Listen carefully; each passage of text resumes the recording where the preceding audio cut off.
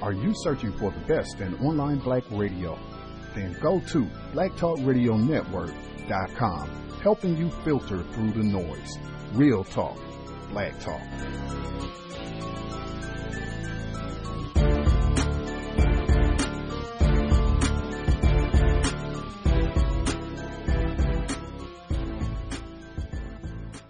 Context of White Supremacy.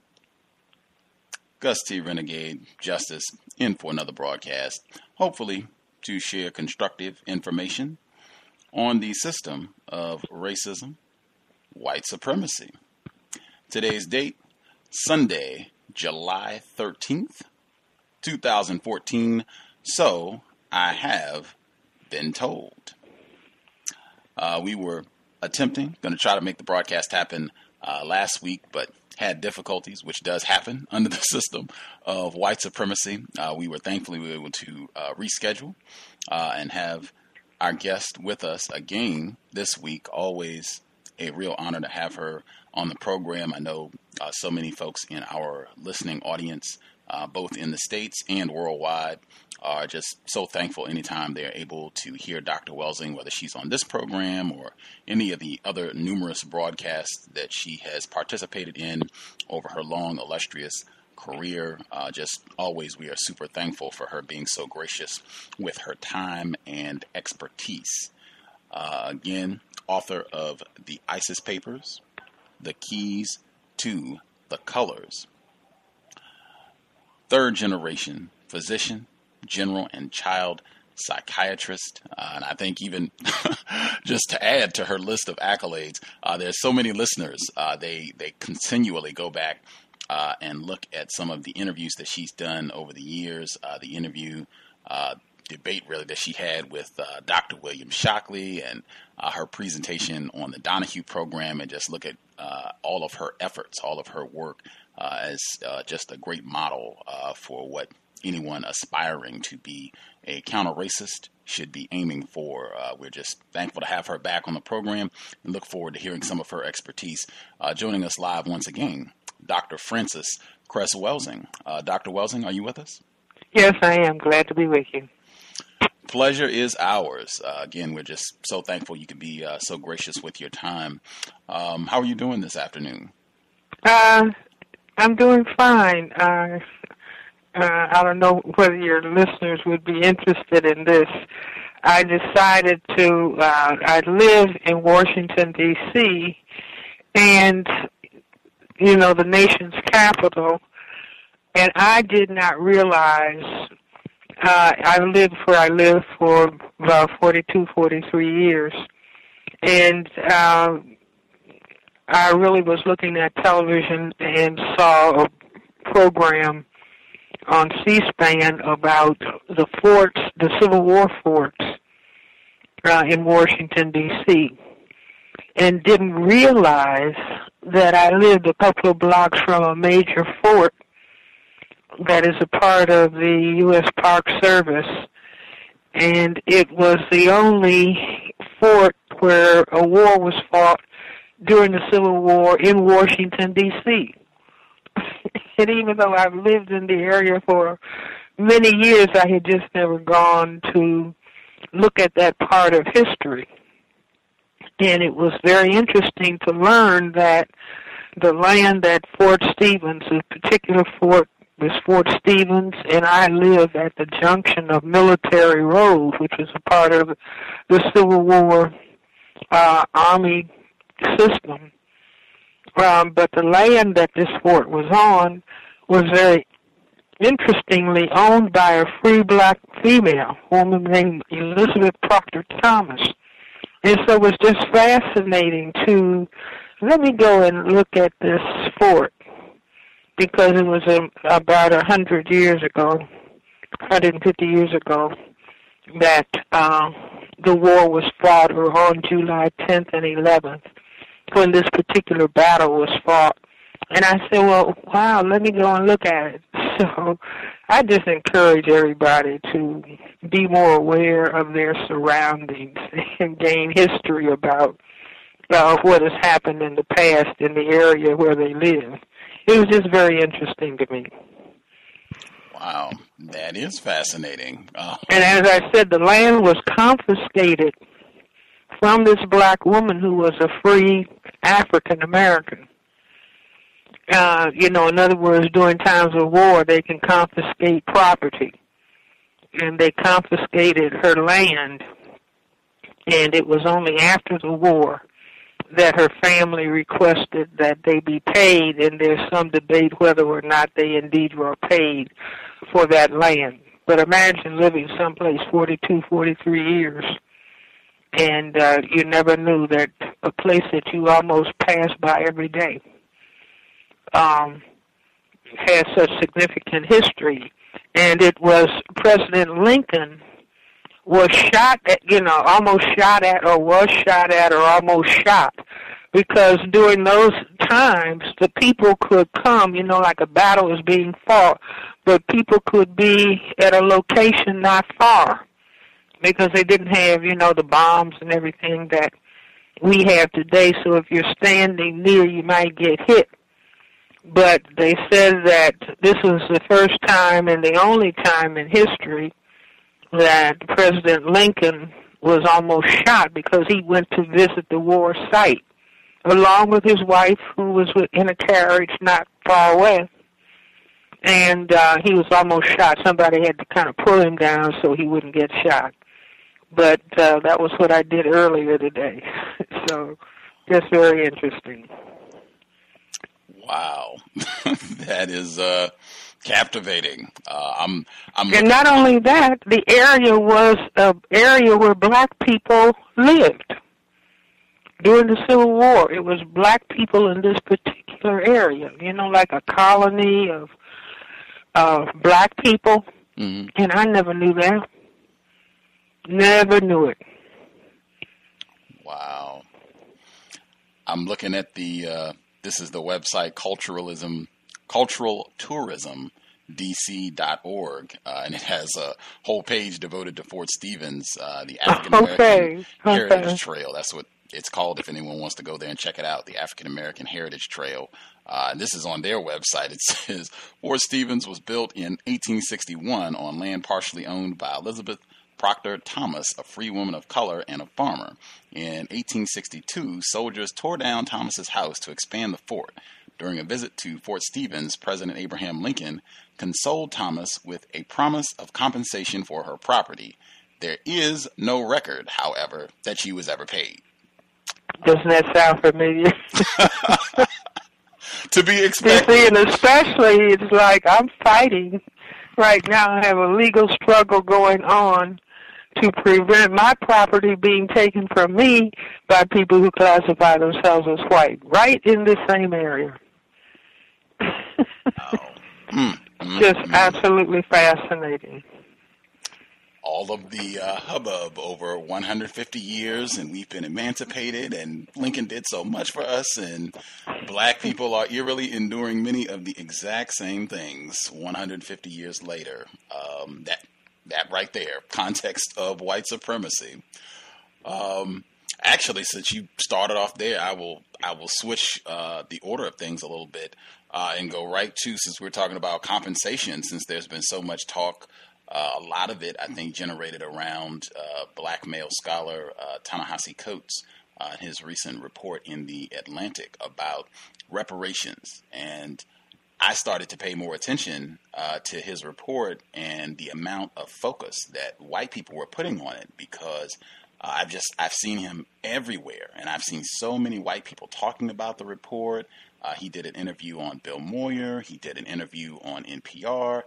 He did 2 interviews. They had him on Democracy Now! With my pal Amy Goodman. He was on for 2 consecutive days. I've seen him all over the place, and they just are talking about this report. And I was curious as to why white people were focusing so much attention on what he had to say. And I thought you had a really interesting perspective on what might be motivating a lot of this dialogue about getting black people focused on talking about reparations. What are your thoughts on this? Well, as I said to you, let me just start out saying that in terms of reparations for what black people have experienced from the hundreds of years in which our ancestors were enslaved and everything that has followed, because we really have never been fully emancipated. We're still suffering. But I thought that to have, in other words, every black person is owed trillions of dollars. If every black person was given education through graduate school, PhD level education for the next 50 years, it wouldn't sufficiently compensate for what we have had taken from us from the years of formal enslavement. But I would prefer that black people not be detracted from understanding system of racism, white supremacy, and the fact that I see us on a slide towards genocide, because the process, the war dynamic against black people, it hasn't stopped. It is continuous, and I say that that war is the war of racism, white supremacy, of the system of racism, white supremacy, and it is continuous. If we just start thinking reparations as though the harm done has stopped, I think that that would be a mistake, and that I would rather have black people put their primary focus on the fact that we are still in the midst of a dynamic of racism, white supremacy, which is the war for white genetic survival and the war to prevent white genetic annihilation, which the logical extension of that war is genocide for black people. And we have the evidence that, in my view, genocide is already taking place when you have this massive attack on black people in general, but black male persons in particular, such that 70% of our households are said to be single-parent households.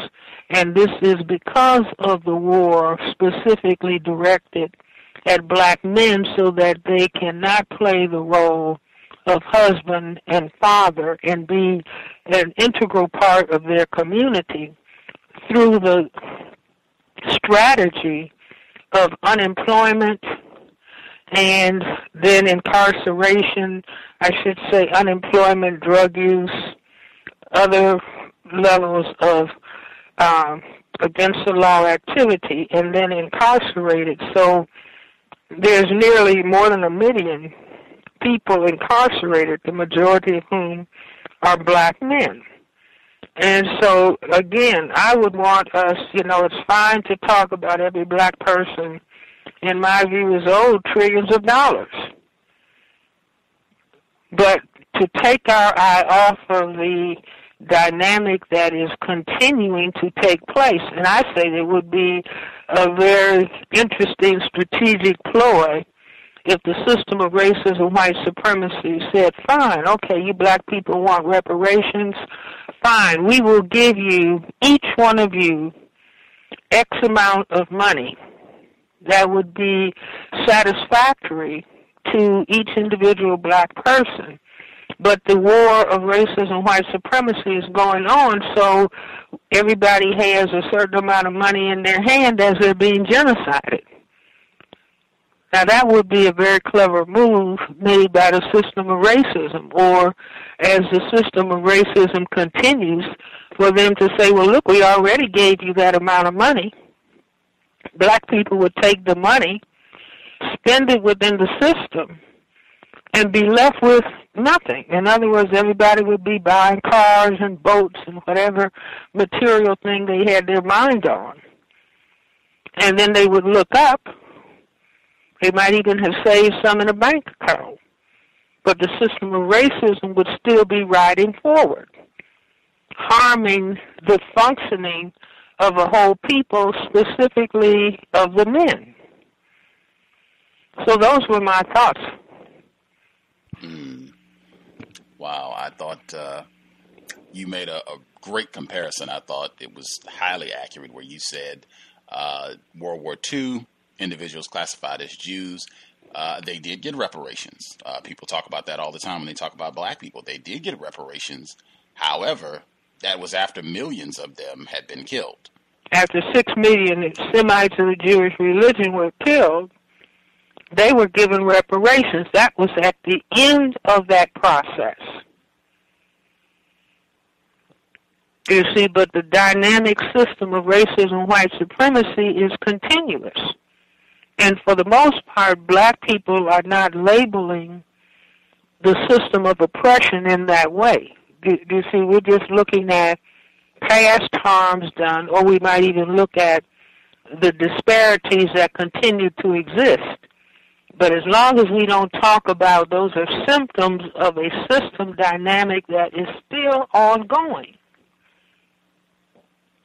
See, we have epidemic levels of the effeminization of men, which I say is a part, whether directly or indirectly, it's related to the dynamic within the system of racism and white supremacy.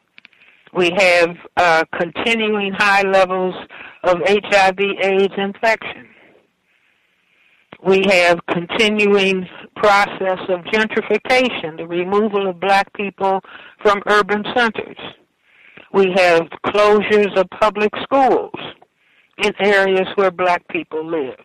So all of this is ongoing, and if we get our feet and ankles entangled as we start focusing and prioritizing reparations and ignoring this, it will end up where the Native Americans are, in reservations and in basically a genocided and dead people. And so we have a choice. We certainly can talk about two things at once, but if you're going to talk about two things at once, what is it that you're going to prioritize? See, some people have said that black people were enticed onto slave ships by showing them trinkets and decorated Christmas trees. I don't know whether that's true or not. But see, things can be dangled in front of people if they're not comprehensively aware of what is going on, which is why Neely Fuller Jr. has said, if you do not understand white supremacy, racism, what it is and exactly how it works, everything else that you understand or that you think you understand will only confuse you. And to me, this is the great challenge in front of black people, whether we can look at the dynamic system of racism. Now, there's every pressure being brought to bear to prevent black people from focusing on and talking about racism. And that's an important move on the white side of the chessboard, or being played by the system of racism and white supremacy. If you can prevent people from focusing on what is key, then you will continue to defeat them. And so to sidetrack black people into talking about reparations, see, it's not to say that payment for what harm has been done, that is due, but when the process is continuous, what do you do? And what do you talk about?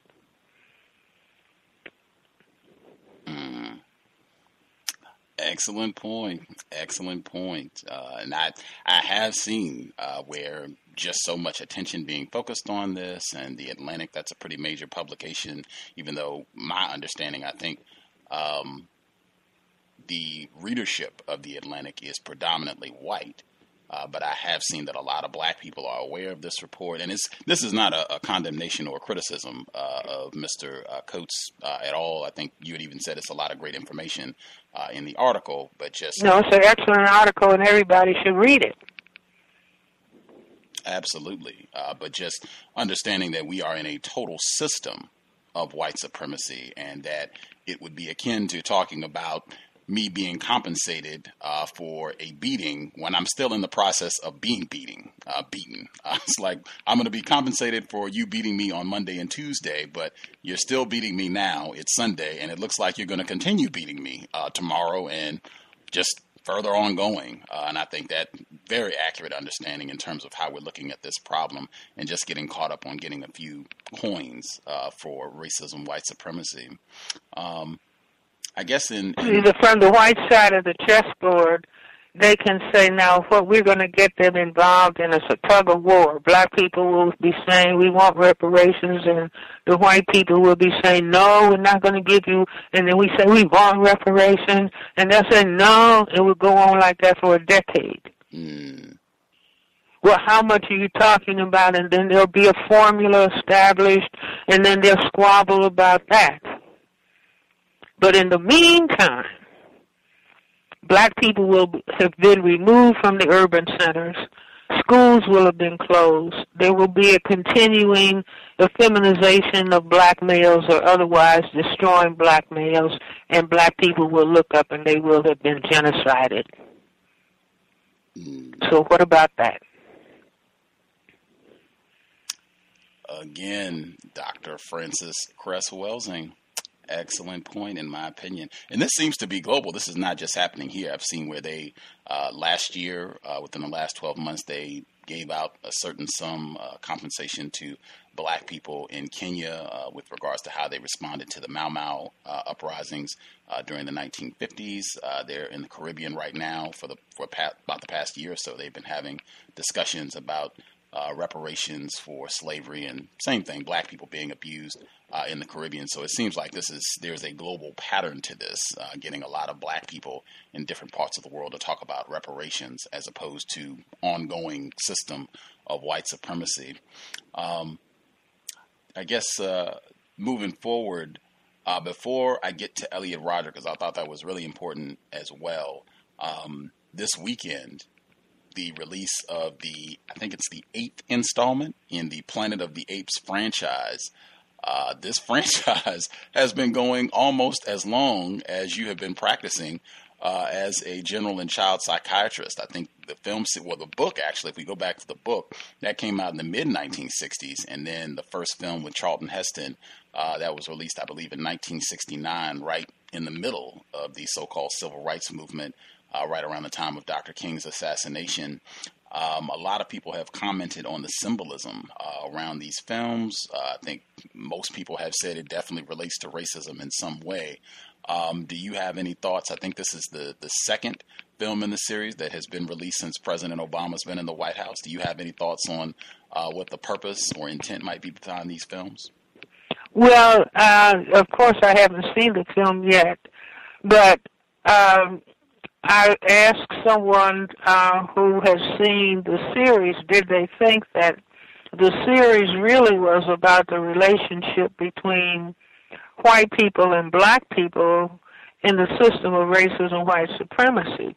And they said they hadn't thought about that. But I think that seems to be implied in just my looking at the reviews of the latest film. I mean, in other words, this struggle between people who classify themselves as white and the people of color on the planet, and more specifically the people who have most color, which are the black people. I mean, in other words, when they want to do a cartoon, a destructive cartoon of President Obama, what do? They make him an ape. Like he and his wife, the First Lady, cartooned as apes. So what do we think? In other words, the system has many, many ways of presenting itself, but if you don't understand the system, you won't see it. I've been telling people to look at commercials and look at how many times black people are shown in commercials and portrayed as being overweight. You see, now obesity is considered a major health problem. It's rare, if ever, if you see an obese white person in a commercial. But black people should begin to monitor so that, in other words, they're getting into a sophisticated understanding of racism, white supremacy.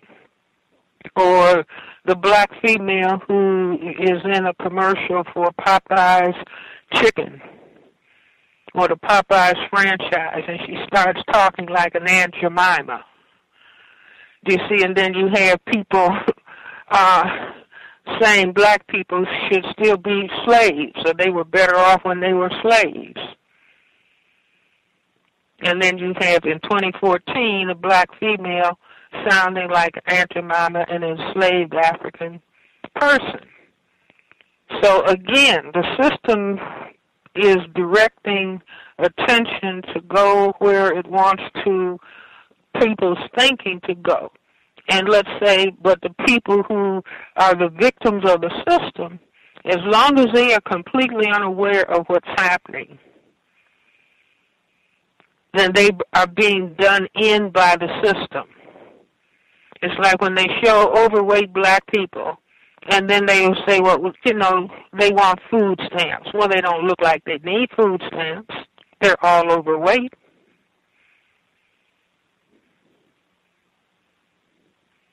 Do you see? Or if they want to foster destruction of a relationship between the black male and the black female, then if you see a black male and a black female in a commercial together, they're like squabbling with each other, or the female is rolling her eyes, or the male is being made to look stupid.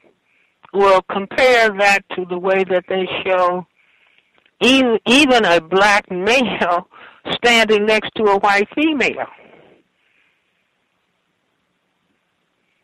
You see where they portray the people looking intelligent, but when it's a black male and a black female, that's like, cancel that. Nobody wants to be in that kind of a relationship.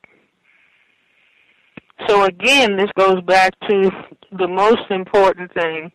I say the most important thing that has been said in recent decades is Neely Fuller presenting the fact of a system of racism, white supremacy.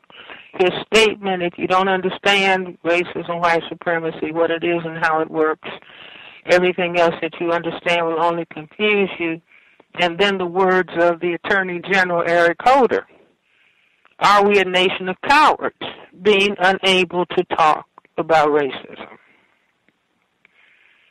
So if I could wave a magic wand, by tomorrow morning, black people's intelligence, each individual, the intelligence level would jump 25 points because black people had started, each individual black person has started understanding system of racism, white supremacy.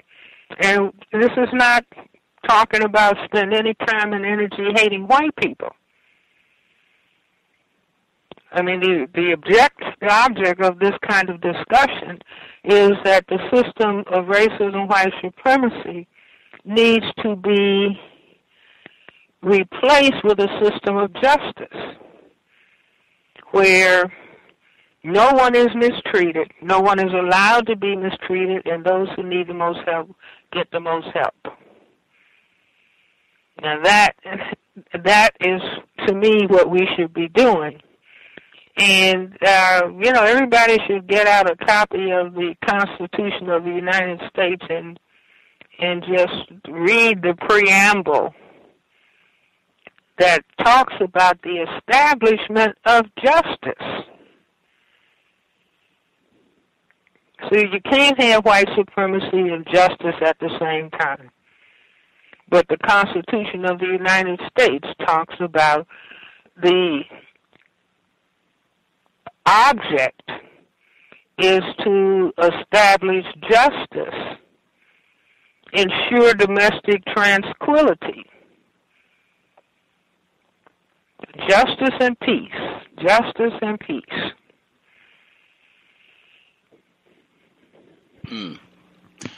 Just real quick before I move from Planet of the Apes, and I'll repeat your phrase once again. reading is more important than watching television. Don't want to give the impression that I'm encouraging folks to just go to the movies or sit in front of the tube. But with the book and the film series, I haven't seen the latest one, but I've seen all of the other films, and even it was a television show. Very important. You talk about symbol formation under racism, white supremacy as well, and I think this is a real significant fact. I think that's why it's been so long running, going on 50 years now. But 2 points that I would bring out. There's one scene in one of the earlier films with Charlton Heston. I think it's the very first film that came out, I believe, in '69, where one of the apes is talking to Charlton Heston, and he calls him a mutant. And I thought, Cress theory of genetic annihilation, but he calls him a mutant. And he says... But look at this. Look at this. At the same time, it's an ape that calls him a mutant. Is that not what the scene is? Yes, ma'am. Do you see? So it's like, in other words, the white figure is a human. The black figure that is calling the white human a mutant is an ape. So when you look at that scene, what does it add up to? Who's superior? Absolutely. Absolutely. It would have to be the white mutant. See, now it would be another image altogether if you had a black human talking to a white human, and the black human says to the white human, your white skin is a mutation to albinism. Now that's one message. But when the black is portrayed as an ape, who is being internalized by the brain, computed by the brain as superior?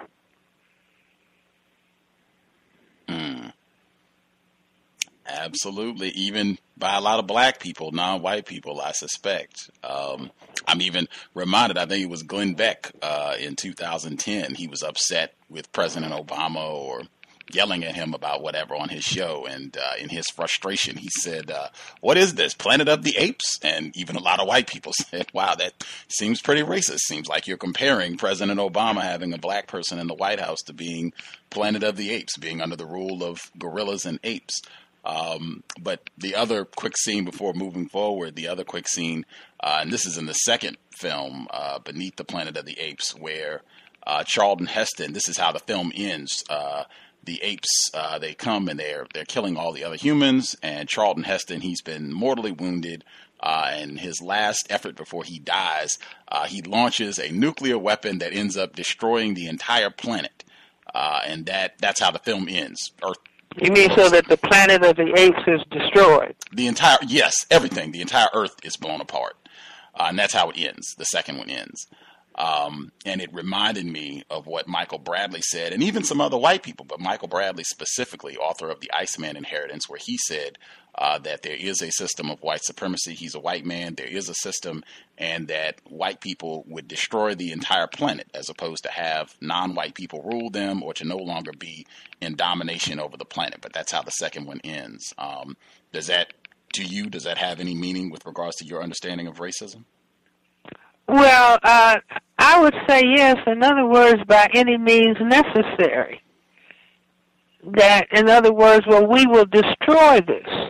Now, I would just say, can you envision a situation where black people are speaking, all the time speaking, from a position of knowledge about the system of racism, white supremacy?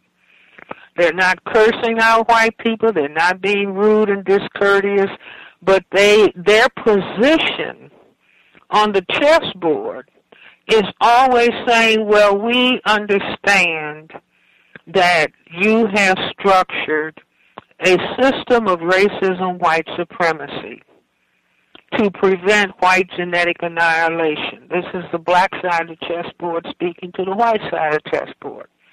And this is why we on the black side of the chessboard are experiencing all of the destructive things that we have been experiencing over the last several hundred years. Now, we do admit that we did not always understand the system of racism, white supremacy. For example, we thought that there was just slavery in the abstract. And then we thought that there was a denial of civil rights in the abstract. Now we are understanding that slavery, the enslavement of African people, was but a phase of the total system structure of racism, white supremacy. So whereas we did not understand that this was a total system structure, or that the people who classify themselves as white, that all of your behavior, your patterns of perception, logic, thought, symbol formation, speech, action, and emotional response in economics, education, entertainment, labor law, politics, religion, sex, and war was for the purpose of preventing white genetic annihilation and ensuring white genetic survival on planet Earth. We didn't understand that comprehensively until the present. Now we understand. Now we begin to see clearly the necessity to try to destroy black male persons because they are perceived as the major threat to white genetic survival, only because only males can impose sexual intercourse. So now what if our dialogue on the black side of the chessboard in total and complete, shall I say, respect, not being disrespectful, but being very clear that we now understand what is happening on the planet in a way that we didn't understand before. And that was our operating position.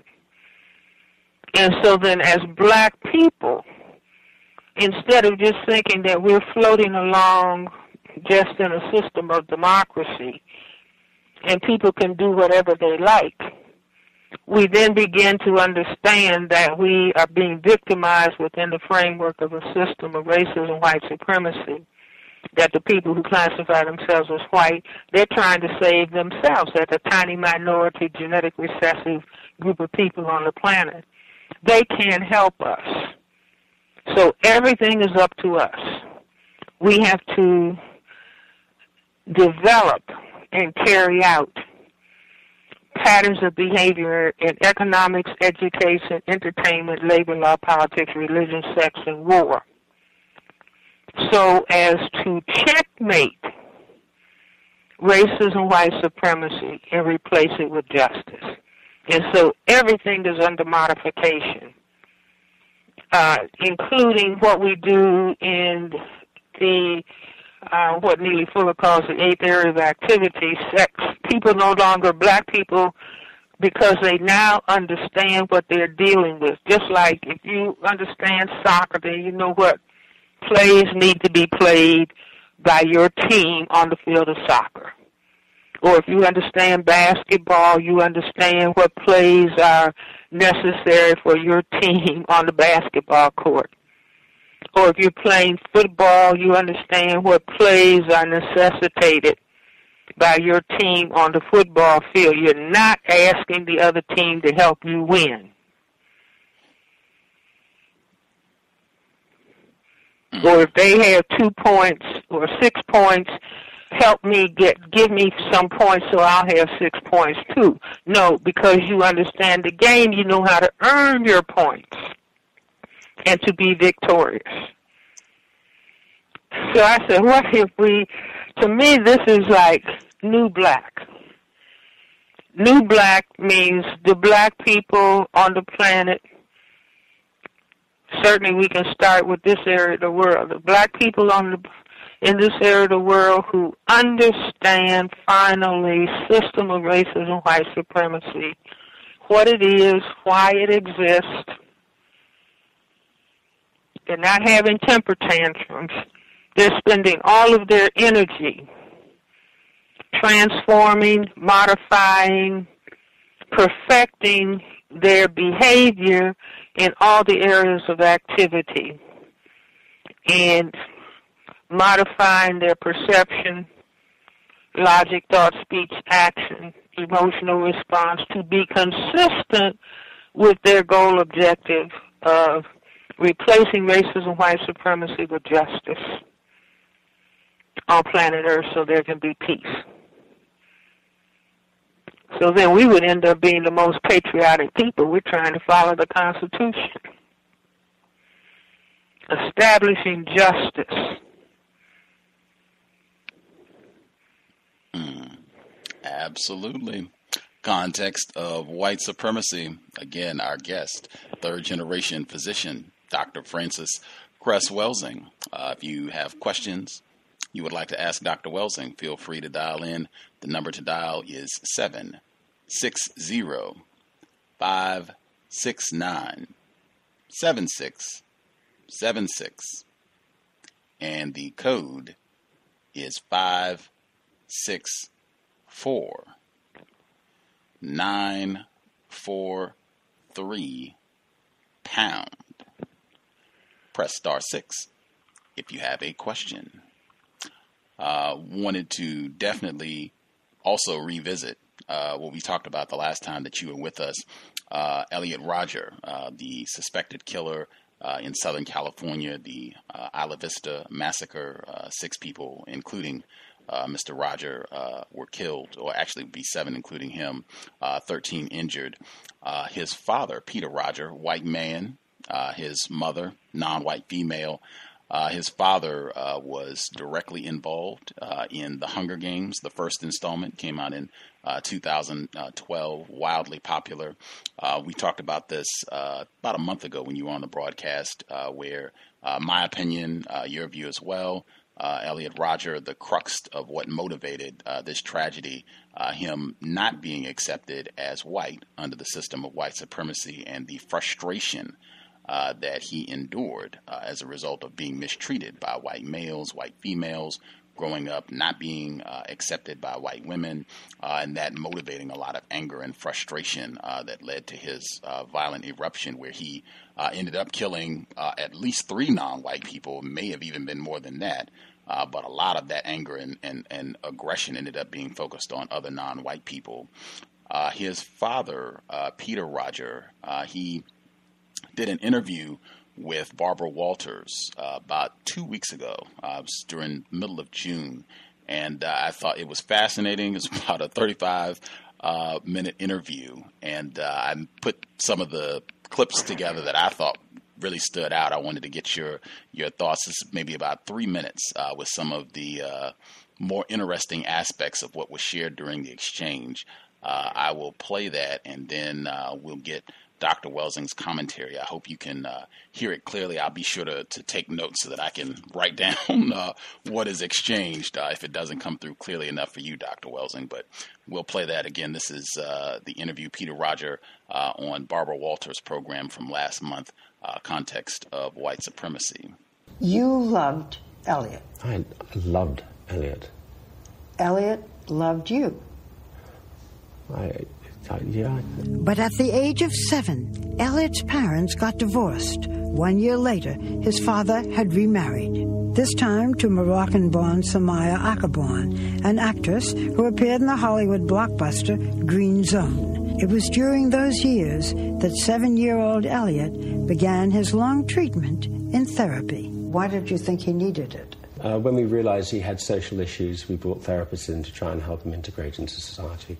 Did he have trouble with other children, with making friends? He did. He had very few friends in elementary school because he was a very, very, very, very shy boy. And we just felt that was his issue.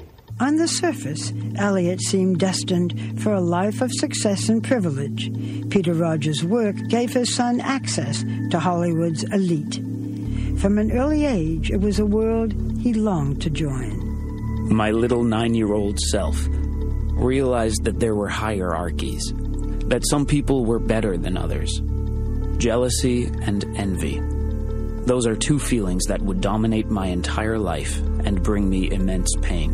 By any standard, the Rodger family was living the good life, but those tantalizing glimpses into Hollywood's inner circle would always leave Elliot resentful and wanting more. The relationship that Elliot shared with his father had always been complicated. Peter Elliot was the Mount Everest his son could never reach. You are a very good-looking man. Did he realize that? Did that please him? Was he... He was jealous of me the way that I looked. The shy young boy harbored fear and self-doubt. His parents moved him from school to school, hoping but never succeeding to help Elliot fit in. There was some question about whether Elliot was autistic. He was never formally diagnosed, and there was a suggestion that he might have been high-functioning Asperger's. And, you know, these were because of traits. For instance, there was a certain OCD about him. There was a certain, you know, like he'd always put his plate in the same place. He'd like to wear the same clothes every day. Elliot really was a very high-functioning human being. If he was sitting here right now, you would think what a polite boy he was, but yet he had this thing going on inside of him.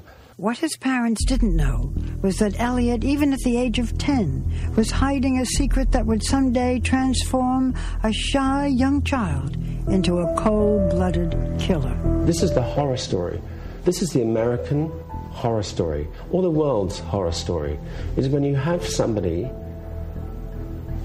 who on the outside is one thing and on the inside is something completely different, and you don't see it. In high school, Elliot was a loner, bullied by his peers. They threw food at him during lunch and shoved him into lockers. I was an innocent, scared little boy trapped in a jungle full of malicious predators, and I was shown no mercy. He was afraid of boys and girls. He felt he had an inability to get along with them. And this is when we realized that he had a real fear of other human beings, of other kids his age. He would say, I can't get a girlfriend? He would say, they're never going to like me because I'm not 6'2", a jock, sporty guy. He did say to me once, I wish I wasn't half Asian. I never realized that he was so racist. Thinking, why aren't I white? Correct. I've never actually literally looked in the face of the devil, you know, which is just terrifying. In life, Elliot Rodger had passed almost invisible to everyone around him. Who would have known to stop the quiet boy hiding a monster within? All right. Those are some of the highlights, I think, from their about 35-minute exchange. I hope, again, you were able to hear that okay, Dr. Welsing. I was able to hear some of it, but you can make me aware. But, see, I would say that he was a child who was being humiliated and tortured by patterns of behavior in the system of racism, white supremacy, that his parents, mixed-race parents, one Asian and one supposedly white, were apparently not paying any attention whatsoever to. You see, they were into a denial of racism, white supremacy, certainly in denial as it was impacting their son, but they had their son in predominantly white situations where children were bullying him or mistreating him because he was not white. This is standard operating behavior in the system of racism, white supremacy. And so my question is, in any way, apparently from what the parents are saying, the father is willing to call the son racist, blaming him for being racist, as opposed to looking at and confronting what are the attitudes on the part of people who classify themselves as white towards non-whites. And this would be inclusive of children in those families. How do they? I mean, that's what the system of racism, white supremacy is. When Elliot spoke about he was very young when he realized there was a hierarchy. No, when he was very young, he realized there was a system of racism, white supremacy. White on top, non-white on the bottom, non-white being mistreated. Now, I say that the parents are to blame, but see, we have a lot of mixed-race situations going on now, more than ever before. And you can call this mixed-race insanity, where there's absolutely no preparation for the child who is going to be non-white, what that child is going to be experiencing, as the parents are in a denial of racism, white supremacy, and therefore, because they are in denial, they are not acting so as to protect the child that they brought into the world. See, it's like the mixed-race couples who have a black child and the white mother doesn't know what to do with the black child's hair. So the hair is standing up all over the child's head, looking like something from another planet. Do you find, am I making myself clear? Absolutely.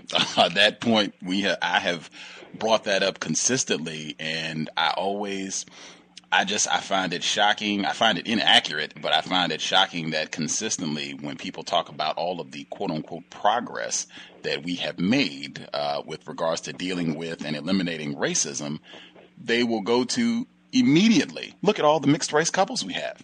See, that's progress. Loving, this wouldn't have been acceptable 50 years ago, 40 years ago, 100 years ago. This wouldn't have even been acceptable. Now we have the product of these unions as President of the United States. Surely that is progress. And I say, I do not agree at all. And I go to exactly what you just said, where this denial, where the pattern that I've seen consistent, it's what I expect.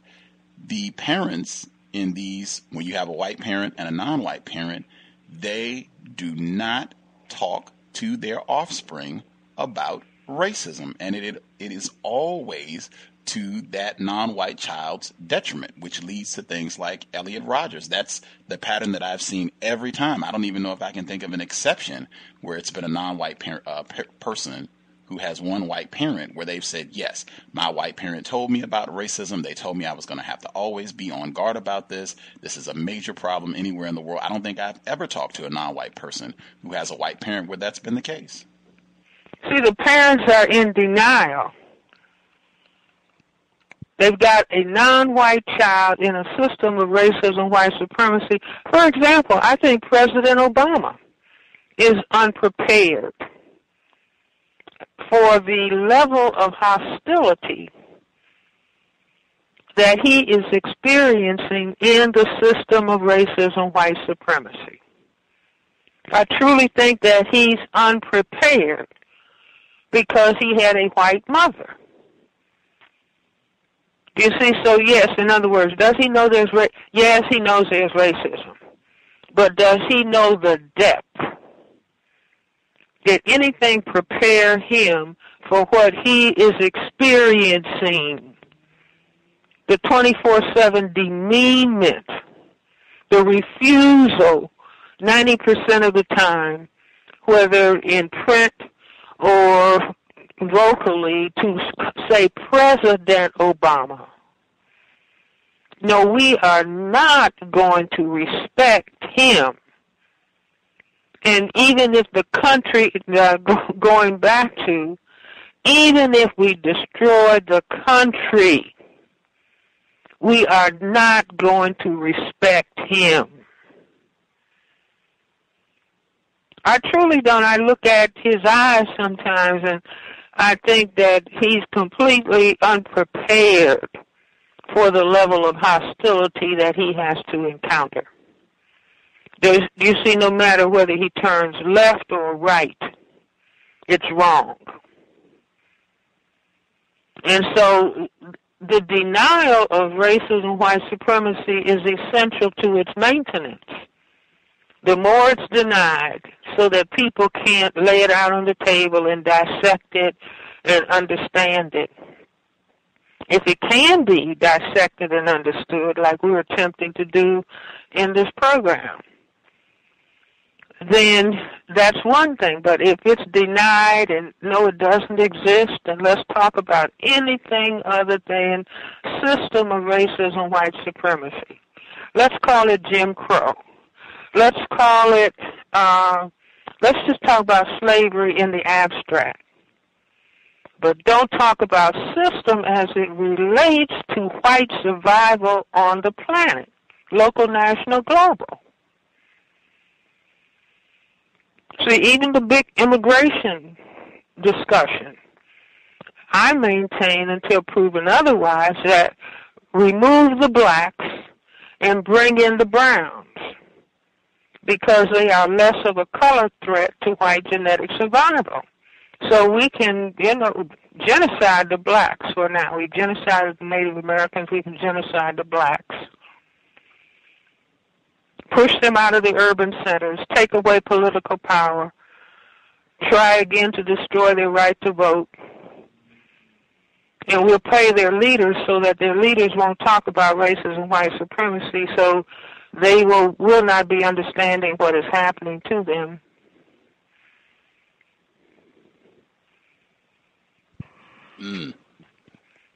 Absolutely.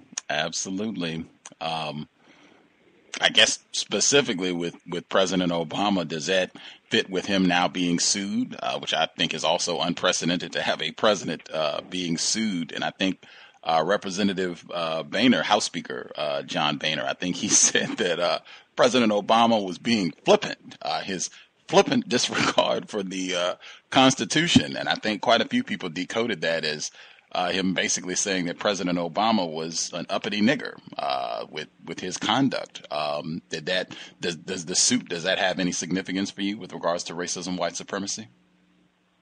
I'm sorry, say that again. I'm sorry. John Boehner, he's suing President Obama. Right. Well, see, impeach him, sue him, tear him down, beat him up. Do you see? It's no different than the experience that Elliot Rodger experienced in the school. But his parents are saying, we won't look at it. His Asian mother, we won't look at it. White father, we won't look at it. So that he's being beat up without any protection. It's no different than a child being sexually abused in a family, and the adults don't want to look at it, and so then the child is traumatized. Elliot Rodger could have qualified for post and continuous traumatic stress. Post and continuous traumatic stress. Being in an environment where he is being beat up effectively, psychologically, by racism, white supremacy, and in which he had no protection, no understanding.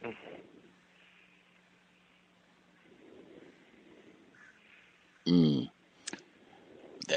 for him to have a father who produced films about children killing other children. Is that right?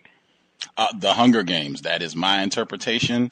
If anyone listening in, if you feel that's inaccurate, feel free to chime in. But yes, that's basically what the film is about. This is profound. His father, livelihood is producing films about destruction of human life. So his son is sitting there in the house, and the father's talking about, I guess, at some level, or showing what he's producing. And so his son learns the destruction of human beings. And nobody pulls that together. Barbara Walters, Jewish, she has a history of her people being destroyed based on racism, white supremacy. So she doesn't see it.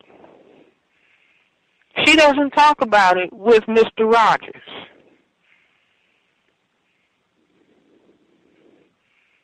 So it could be Planet of the Insane. Wow. That is another aspect. I think when we talked about the Elliot Rodger massacre before, that racism is just not talked about. His frustration that he expressed in a manifesto, and even what his dad said right in the middle of the interview, that he was frustrated because he was not white, and he had expressed that explicitly. And for the father to say he was jealous of me, as opposed to a father saying, I know that I am white in a system of racism, white supremacy. I married a non-white female, and so my son was non-white and would be looked at as other than white in the environment that I am in. And so because I understand racism, white supremacy, I'm doing everything to help my son understand racism, white supremacy as a system, how destructive it is, and teaching him to value himself as a non-white person, perceived as a non-white person by people who classify themselves as white. So, son, I love you, I value you, I respect you. You are non-white. You don't look like me because your mother's genetic material is dominant to mine. I am a genetic recessive. You are a genetic dominant, like your mother. Now, that would be one type of parental education. I think the evidence speaks for itself that did not happen in the Rodger household. But that just has not been discussed in the way that this whole event has played out in the news and what people have had to say about it. That has not been the dominant narrative in terms of how this has been framed. And the other aspect that you touched on that you thought was extremely important, his dad being a director for The Hunger Games, the first film in this is also a series. It's going to be many of these films. But as I said, my view, it is children killing children. That's what it's about. That's what you see on the screen. Even 12-year-olds participating in this, getting killed and or helping to kill other people. That's what it's about. That's what it celebrates. And they have footage this whole time that they've shown where he was at the premiere and he's up on the red carpet with all the big actors and actresses who were in this film, and he's taking pictures with them and what have you. They've put those on the screen repeatedly. And that also has not really been discussed. Like, is there any significance to that? His dad being directly involved in this project that celebrates children slaughtering other children, and then that's what his son went out and did. See, what if a child grows up in a household where the parent endorses because this is what he's going to make a film about, killing, and then the child grows up to kill? Who do we hold responsible? See, but beyond the father's film, the system of racism, white supremacy cannot exist without killing. See, this is why you have all of these white mass murderers. You see why so much killing is going on, why guns are so important. Because there can't be white genetic survival on the planet without mass killing. Now, this is what people need to begin to understand, and people who classify themselves as white need to have a deeper level of insight into themselves.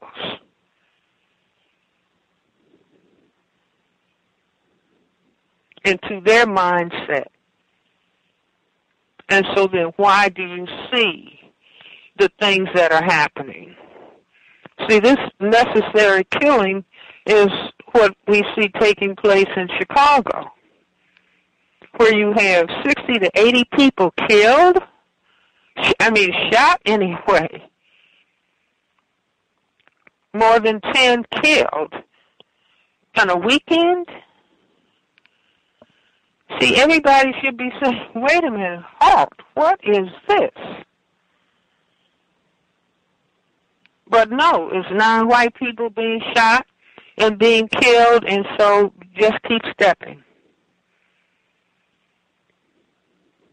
It's in line with 1,000 black people killed in Jonestown. Just keep stepping, get them accustomed to mass death.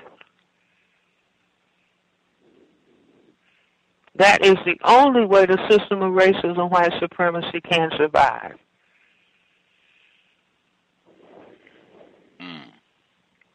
So it should, in other words, our agenda as black people should be, number one, put the awareness of the system of racism and white supremacy on top of the table. Let everybody look at it and be the responsible people. Self-respecting black people. You can't have black self-respect if you refuse to look at the power system dynamic that is killing black people. You can't simultaneously say, I respect myself as a black person, if I'm not willing to look at and be determined to understand a system dynamic that is killing black people. And so black people's agenda should be, number one, putting that on top of the table, that this is reality.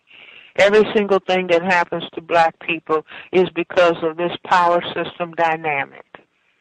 And then black people have to, second point, understand that self-respect of black people has been annihilated almost completely by the system dynamic of racism and white supremacy. That's why black people would call themselves being entertained, calling themselves gangsters and thugs and freaks and bitches and hoes.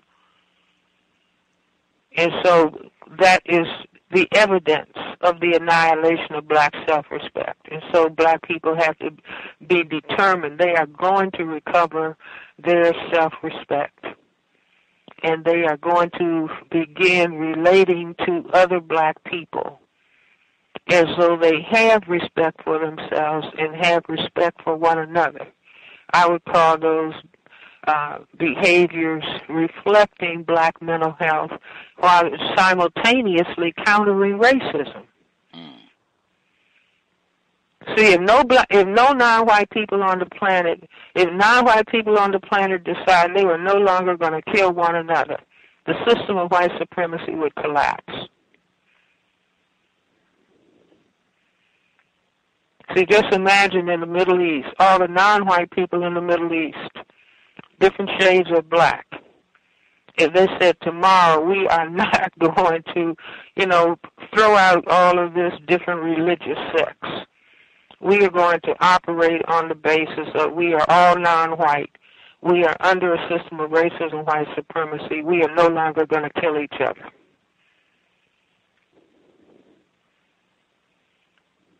See, if black people in this area of the world understood system of racism and white supremacy, why it exists, and to decide, wait a minute, we have been programmed to hate ourselves and to hate and destroy one another. And so we're no longer going to do that. Our behavior is going to be codified. Our behavior is going to be transformed. Our level of respect for ourselves is going to be transformed. We're not going to name call one another. We're not going to curse one another. We're not going to squabble with one another. We're not going to snitch on one another for reasons of personal gain. We're not going to be discourteous or disrespectful to one another. We're not going to steal from one another, rob one another, fight one another, kill. We don't do that. That was behavior conditioning under the system of racism and white supremacy. We are now comprehensively understanding that. And so we are under self-monitoring. People call selfies, taking pictures of yourself with the phone. We are under selfie monitoring. Everybody is monitoring their own behavior so as to transform this area of the world and the world. Non-white people are going to reprogram themselves based on comprehensive understanding. See, no using and selling drugs to one another. Helping black children to learn and understand that children having children is something that black people no longer do. You have to be mature. Black people need to be 30 years old before they have any children. They need to go to school, master reading, master math, do you see, understanding, train so that you know how to work. You know how to do many different kinds of work so that you can be employed by somebody else and you can also be self-employed. Stop using and selling drugs. Stop throwing down trash where black people live, work, and play. Stop pretending that racism, white supremacy does not exist. And stop allowing black, brown, red, and yellow people being divided by racism, white supremacy. See, if black people could teach themselves to read, or black people could learn to read in a dirt floor cabin under the conditions of formal slavery, then black people, say, look, if the schools under the system of racism, white supremacy are not teaching our children, we will teach our children at home. But somebody 15, 16 years old trying to reproduce, you see, that's just confusion. It's not being adequately guided. We can call it counter-racist black child production and development. You see, where there was not sufficient guidance, because if children don't get their emotional needs met, then they will prematurely act out sexually as a way of comforting, trying to comfort themselves, because the parents didn't know how to meet the emotional needs of children. But see, I say all of this we can begin to learn and understand as we transform ourselves so that we become instruments for the production of justice on the planet, countering the system of racism, white supremacy. Not spending any time hating white people. We don't have time for that. It's a waste of energy and it's cheap.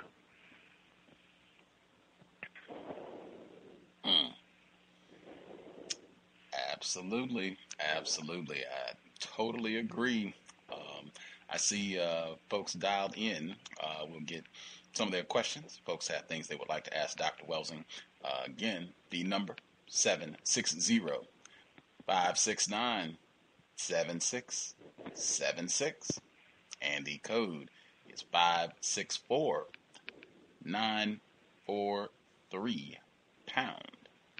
Press *6 if you have a question. Person that dialed in, last 4 digits 2818. If you had a question for Dr. Francis Cress Welsing, your line should be open.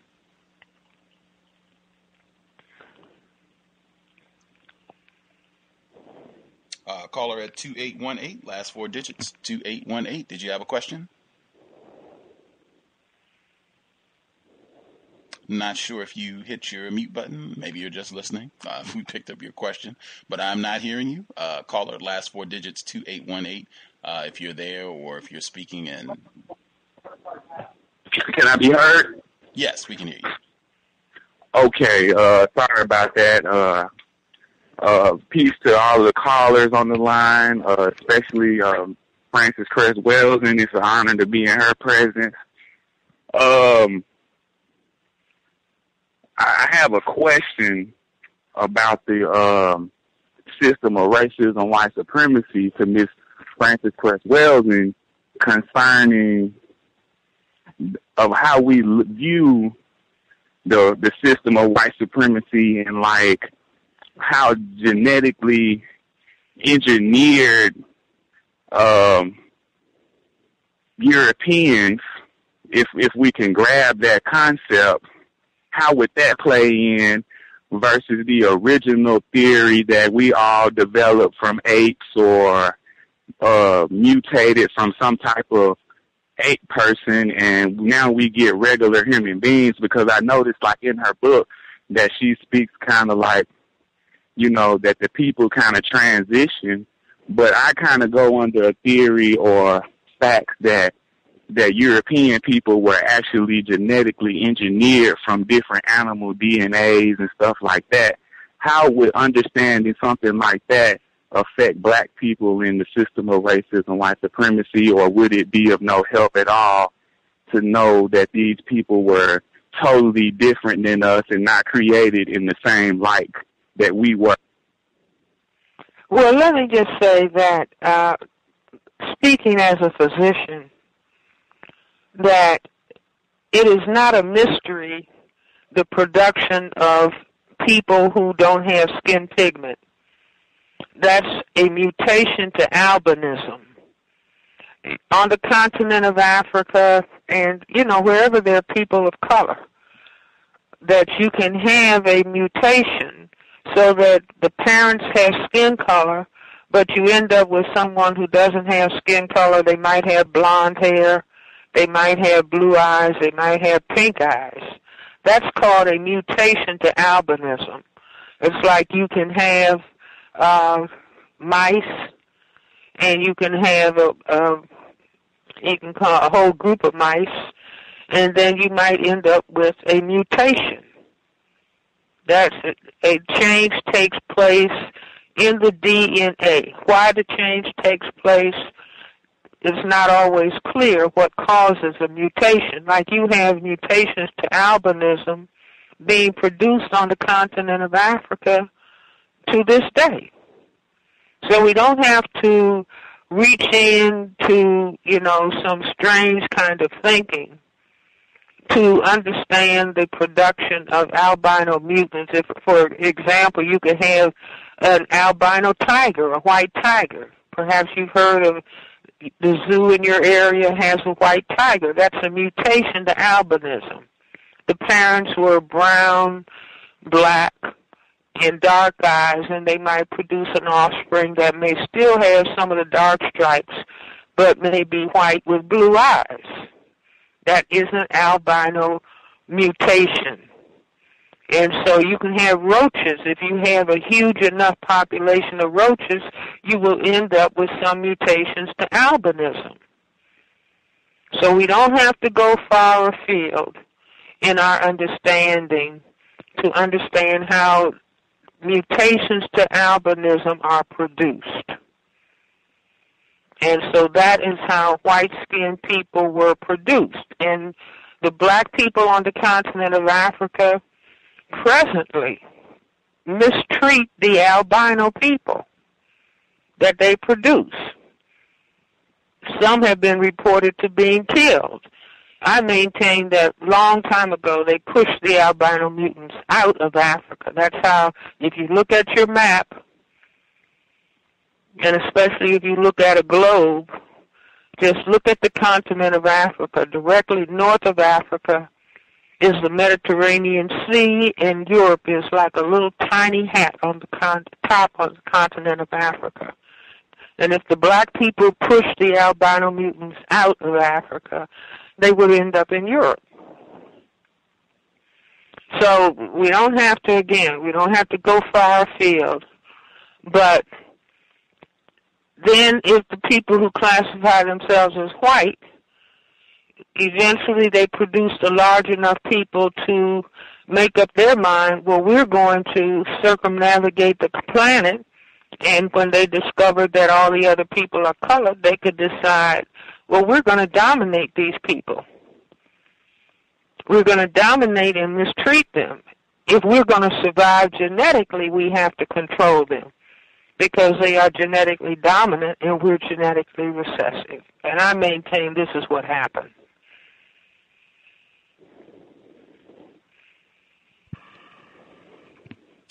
Appreciate the question. Caller at dialed in.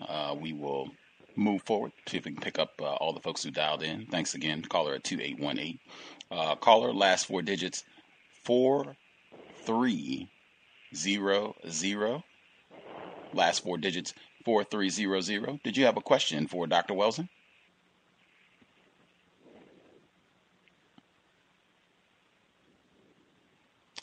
Caller, last four digits, 4300. Did you have a question for Dr. Welsing? Your line should be open. Don't know if you hit your mute button or if you're just listening, but we are not hearing you. Last four digits, 4300. Okay. If you are talking and we're not hearing you, or if there are volume issues, if you want to hang up and dial back in, we'll see if we can get your question in, but not hearing you. Are you there? 4300, are you there? Hello. Yes, ma'am, we can hear you. Hi, good afternoon, good evening, Dr. Welsing. It is a pleasure and it's also an honor and privilege to speak to you. I wanted to ask, I do agree on the theory that racism, white supremacy, it is about white survival, white genetic survival, but how do you really explain a lot of the intermixing, a lot of the mating, the marrying of white people with non-white people? Like, if they're so concerned about their genetic survival, why are we seeing such an influx of this happening? Okay, that's a good question. I would say in other words, if, let's look at a chessboard analogy. So if the people who classify themselves as white are on the white side of the chessboard and they say, wow, wait a minute, some of them on the black side are beginning to understand what we are doing. What racism is all about in white genetic survival. So what we will do is we used to kill black men for looking at a picture of white women. Now we're going to have a strategy where we are going to have a certain number of white females begin to relate and even marry black men. And so we will then produce a mixed race group of people where the mother is white. And we will tell the children, they will be colored children, but the white mother will tell the children, you're not black. And so we will have a black person who looks black, but they will be ambivalent about black. And then we will give these people, mixed race people, certain advantages. So it won't look like we're racist, but it'll be a black face, but who will be loving and beholding to white people. Does that make any sense to you? It does make sense, but it makes sense what you're. See, well, let me go at it this way. I actually work with a quote-unquote interracial family where the head of the household is a white mother, and all of her children, actually, she has 4 children, they're all of, the father is a black man. And so 3 of the children look interracial, but her first child, the oldest child, she looks black. She has hair that is closer to black. Mm-hmm. And so it's interesting talking to the little girl. She's not my client. I work with one of her younger siblings, but speaking to the little girl, you can see that the blackness is there. She speaks about blackness. She's very fond of her black grandmother, her paternal grandmother. But I also do see a lot of the confusion, and also her mother, there's sort of like, I don't want to say a disconnect, but you can definitely see that there's a strain in their relationship. And I kind of have a theory that a lot of these white women that do actually get involved with black males, they have a disdain or a disregard or a dislike for black women. And so here she is with this young black, she's a teenager, she's 13 years old. Here she is with this young black woman. She's about to be a black woman. She's going to grow into being a black woman. And so there is where the confusion lies. It's like she's saying that she loves her, but you can see that maybe she's not as engaged with this child as compared to her other children who look like they are a mixture. They look like they have some parts of their mother as opposed to being more of their father. So I do get what you're saying, and I respect what you're saying. Of course, I respect what you're saying, but I'm still a little confused. It does make sense, but I'm still a little confused because it's not just white women as well. It's white men now. They're believing a lot of the hype, and they're falling into getting involved with black women as well. So, see, I would say that, in other words, the test, well, let me just give you an example in Europe, that when the Semites of the Jewish religion, they were in ghettos and they were emancipated in the middle of the 19th century, and so then they were allowed to go to schools and maybe have jobs that they couldn't have before. And then the Jewish men were allowed to marry German women. And it has been reported that at the point at which you had the highest incidence of Jewish men who were classified as non-white marrying German women was when Adolf Hitler came to power. See, in other words, it's like simultaneously, if you look at our situation, you will see there are many more so-called mixed marriages at the same time that you have a black president who is being demeaned and degraded, and large numbers of black men are incarcerated. Am I making myself clear? So it's not if you see a system as a whole, so in other words, we can have some mixed race marriages. That will make most black people think racism doesn't exist anymore. It's just like if we have a black president. We can talk to black people and tell them it's post-racial. And they want to believe that racism has disappeared, so we can just kind of throw a few things up and say, look, see? Look, you can't say we're racist anymore. Look at that. But racism will still be conducted in other aspects of the system. But the black people will be saying, because they have been victimized, they want to believe it's gone. So we'll simply deceive them. It's just like giving black people loans. We will pretend that we're giving them loans, and then we'll, see that the mortgage is destroyed.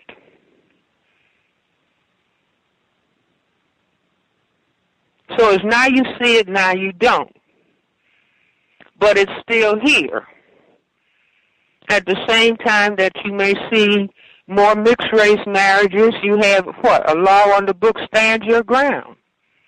So and then everybody can carry a gun. So the only thing a white person has to say, I was afraid of that black person, so that's why I shot him.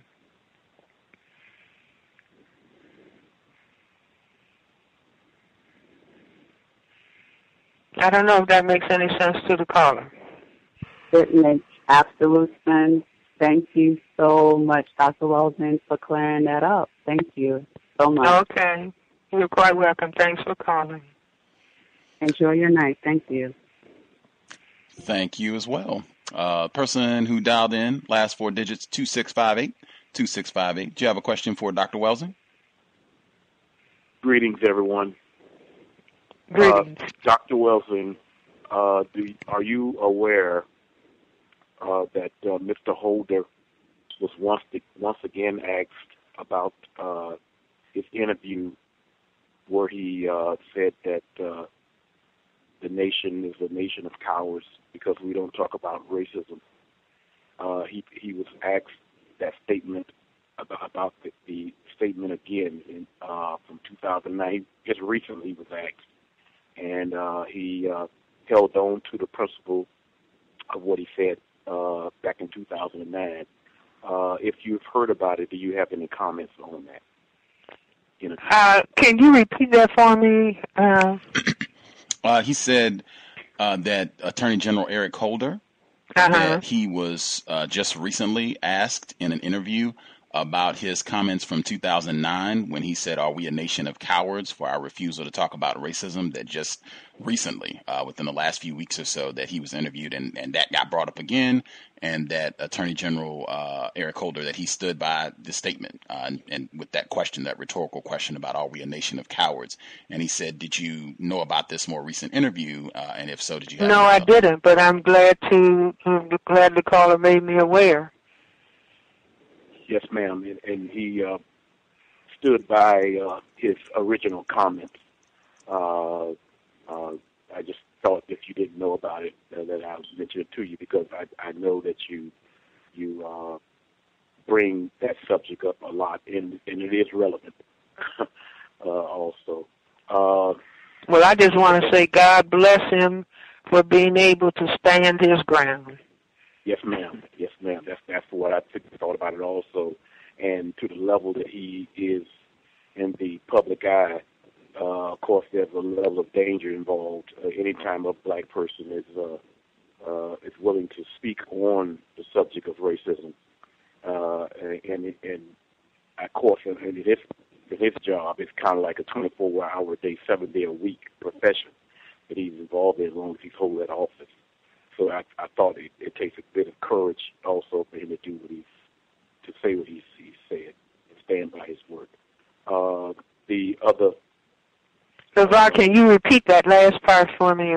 I don't know if it's my phone or what, but I'm having a hard time hearing all of that. He said that Attorney General Eric Holder, his job is kind of a 24/7 thing, and that he's kind of in a dangerous position to be a black person and to take that stance in that position, and that it takes quite a bit of courage for him to speak out, to not be in denial, to address our reality and to talk about racism, and that he was glad that he kind of stood his ground, stuck by what he said, and remained honest with that statement. And then he was I think he had one other question. If caller in Florida, if you could speak up, your voice is a little low. If you could speak up, that would be helpful. Yes, sir. I'll try. How am I sounding now? That's a little better. Okay. Do you have any comments on Mr. LeBron James? On LeBron James, is that what you said? Yes, ma'am. No, I don't. I mean, in other words, well, on the subject, not directly on him, but on the subject that on why he's in the news recently about the decisions that he's been making. It to me, it went beyond sports. That's why I'm bringing it up, and it's become more of a political issue, more so than anything. And in my opinion, when it comes to the Constitution, I think about due process, and in his case, he should be able to make decisions about himself and his family without such of a vast criticism, primarily by white people. And I just wanted to know what you thought about that subject matter in relation to what I just said about it. Okay, well, one of the things that I wouldn't call myself a basketball fan as such, or somebody who keeps up with all the ins and outs. But one of the things that, since you brought it up, I remember it passed through my mind. Cannot this black man make any decision that he wants to make about what he wants to do with his talent? Is he not free to make a decision that he wants to go one place versus another place? And then it just struck me as like, well, it's almost like You're on a plantation. You can't leave this plantation and go to another plantation on your own. You see, somebody white has to make that decision. And I may be mistaken, but wasn't the contract changed around so that other players couldn't just pick up and leave? I don't know if that's true. But again, no, we should be able to control the decisions that you make. I mean, that's just when people are being looked at as though they're not equals or they don't have the right to make the decisions about what ought to happen in their lives. I don't know if that satisfies, but that was just one of my thoughts. Yeah, it's all right by me on what you're saying. Yes, sir. Right on. I did find the report that the caller mentioned, or just one of the articles where they were talking about this more recent interview with Eric Holder. This is very recent, apparent, because this article was just published today. But the article, it reads, in a rare interview covering a wide array of topics, Attorney General Eric Holder said that he would not back away from a controversial speech he gave in 2009 in which he called the United States a nation of cowards on the topic of race. I wouldn't walk away from that speech, Holder told ABC News in an interview. I think we are still a nation that is too afraid to confront racial issues, he said, adding that Americans are still hesitant to reach out to one another across the color line to talk about racial issues. In February 2009, in his first speech after taking office, Holder told a crowd gathered at the Justice Department to celebrate Black History Month, though this nation has proudly thought of itself as an ethnic melting pot, in things racial we have always been and continue to be, in too many ways, essentially a nation of cowards. Those remarks led to vigorous and divisive debate, with critics saying that Holder's idea of openly discussing racial issues involved a one-way conversation led by the Attorney General and the Obama administration, while acknowledging that when it comes to race relations, the U.S. is a fundamentally better place than we were 50 years ago. Holder also called for more work to be done, but there's still more we have to travel along this road so we can get to the place that is consistent with our founding ideals. In the interview, Holder also reiterated his claims he has made in the past that both he and President Obama are treated differently than their predecessors, partially because of their race. There's a certain level of vehemence, it seems to me, that's directed at me and directed at the president, Holder told ABC, citing people talking about taking their country back as an example. There's a certain racial component to this for some people. I don't think this thing is that main driver, but for some there's a racial animus.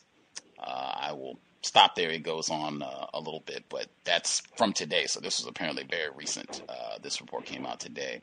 Do you have any thoughts on that, or we can go to the next caller?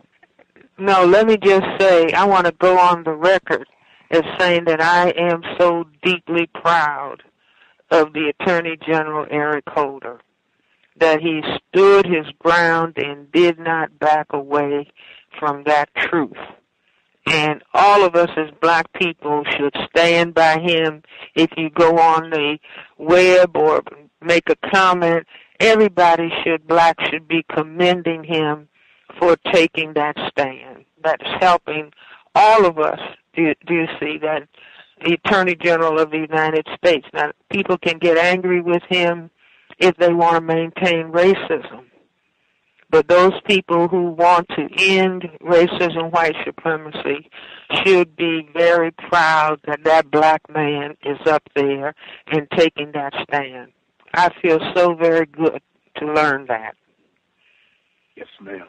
And let me just comment about melting pot. See, this whole concept of melting pot, if we were to all melt together, and people were not to be aware of skin color. In other words, it's just something, they don't pay any more attention to skin color than they pay to shoe size. Guess what would happen? White people would disappear. because of their genetic recessive state.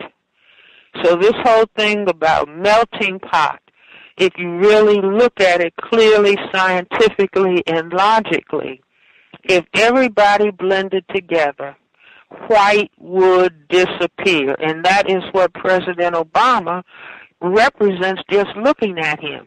When white people look at him, consciously and or subconsciously, they see white genetic annihilation. And I maintain that accounts for the level of anger and hatred that is directed towards him. And I will even say that the Speaker of the House, John Boehner, that some of his hostility and anger, the tone that he directs at President Obama, is because he's almost as dark as President Obama. And he's dark and has that skin color because there's some black genetic material in his heritage. That color is not a tan. And I don't think that he respects himself because he has that coloration. He said that there were 11 children in his family, and that 4 of them took their color after their mother. Well, what does that mean? See, he comes from Ohio, and that part of the country is where a lot of the children of slave masters and black women were sent into Ohio. And I would say, until proven otherwise, his mother may indeed be a mixed-race person, but passing for white. But the genetic base was still there. See, I would like him to address how is it that 4 of his siblings have their mother's color, and what does that mean? And does that self-hatred, just like Elliot Rodger hated himself? And sometimes the way that John Boehner speaks to and addresses the president, I have to look at it and say, this man seems to hate himself because he's almost as dark as the president.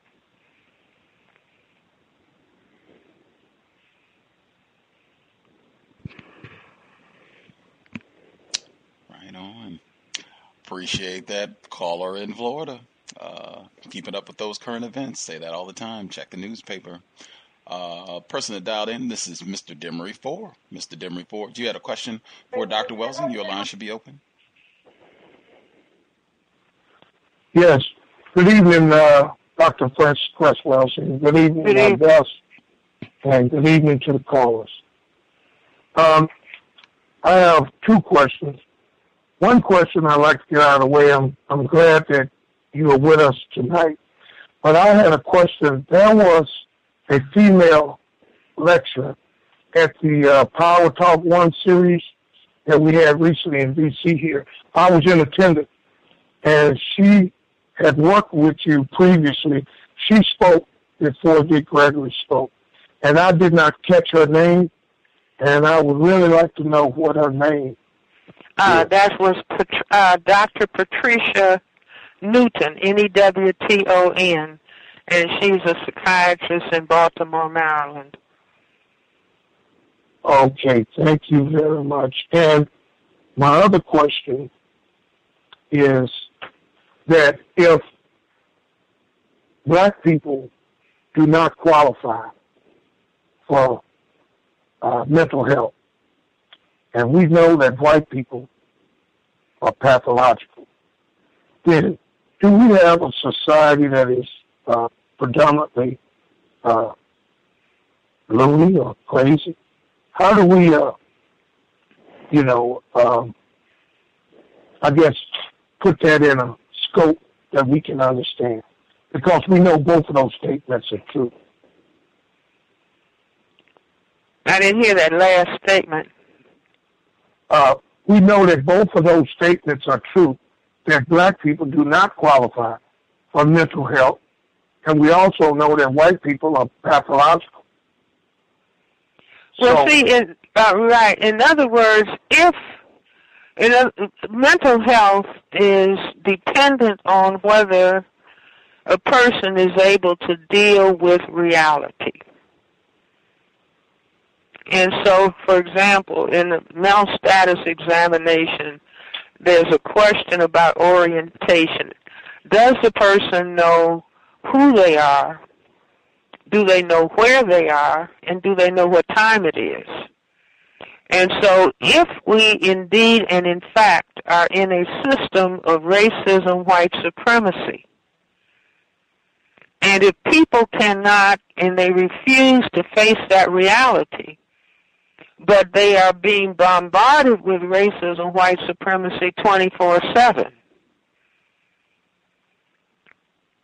then they really can't qualify for mental health. They are in denial of reality.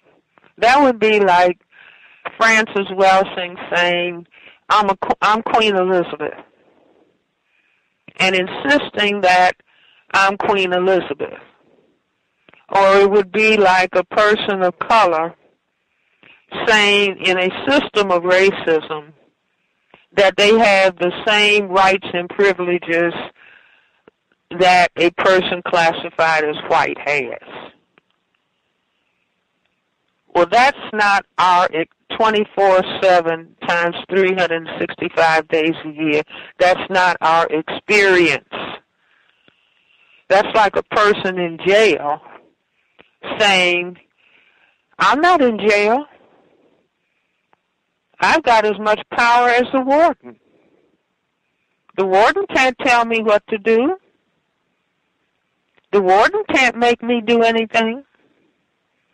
But the warden controls their experience 24 hours a day. Let me just share something.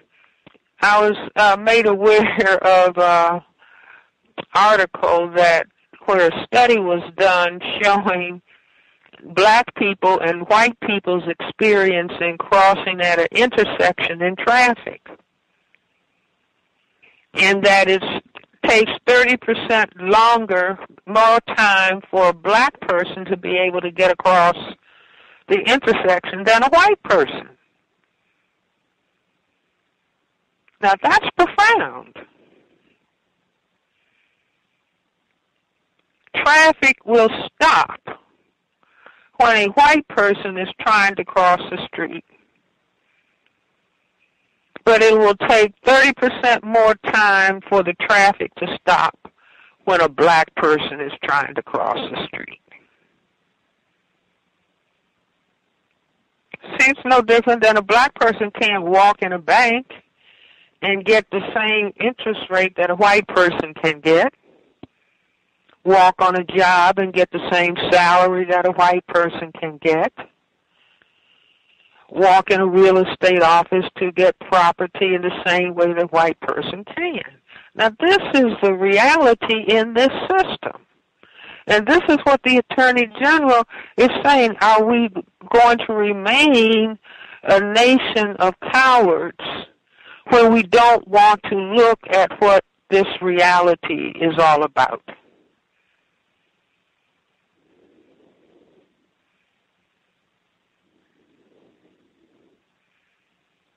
So we can't have mental health.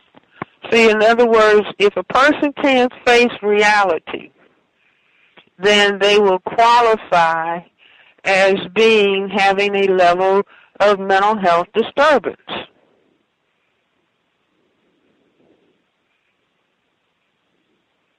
You see, but the sooner, in other words, we used to say in psychiatry, the role of the psychiatrist is to help people face reality even when they are afraid to do so.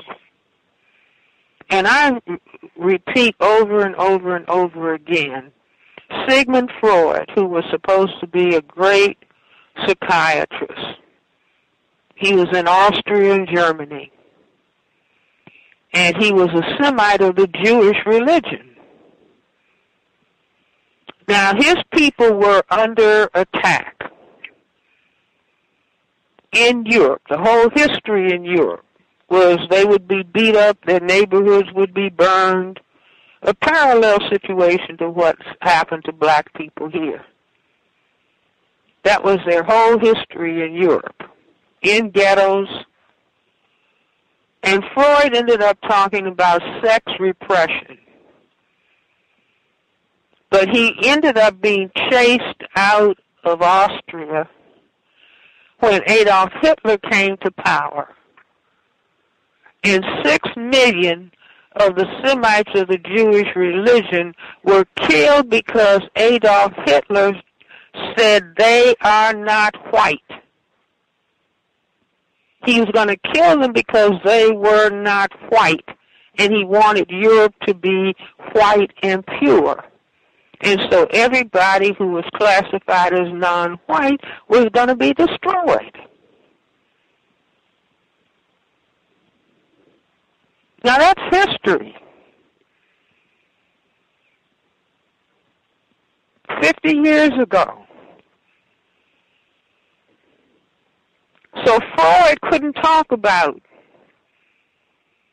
white supremacy. See, when you see a Nazi swastika, and that's a symbol for white supremacy. When Martin Luther King marched in Cicero, Illinois, what did the people in America have on their banners? The white people in Cicero, Illinois, had Nazi swastikas and white supremacy. That's what the Klan talks about. That's what the Nazis here talk about. White supremacy. Preventing white genetic annihilation. That was what Hitler was all about. Preventing white genetic annihilation. That dynamic is still going on in Europe. England, France, Norway, Sweden, Denmark. See, this is why I encourage people, read. Read is more important than watching TV. Reading and thinking. See, if I could wave a magic wand, black people would almost stop listening to music so they can just start reading and thinking. Stop dancing and stop singing. Everybody's got a PhD in dance and singing. But we are not getting a PhD in reading and thinking. And we certainly are not getting a PhD in thinking about racism and white supremacy. And if we don't think about it and decide that we are going to elevate our self-respect so we can deal with the reality of what is happening in our lives, then shame on us.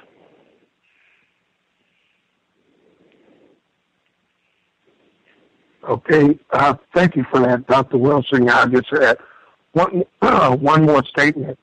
At the last session of the Cress Welsing Institute, there was a black female there. You asked the question if there was any black people present that had not experienced racism, and she raised her hand. I almost fell out of my seat. But could you just speak on that for a few minutes, and I'll mute my line and take that over the phone. Well, you see, the Cress Welsing Institute is a lecture series to talk about racism, racism and aspects of racism, white supremacy. So there would be no point in a person coming to the Cress Welsing Institute if they didn't want to understand more about racism, white supremacy, and if someone thought it didn't exist, I don't think that they would come to that particular institute.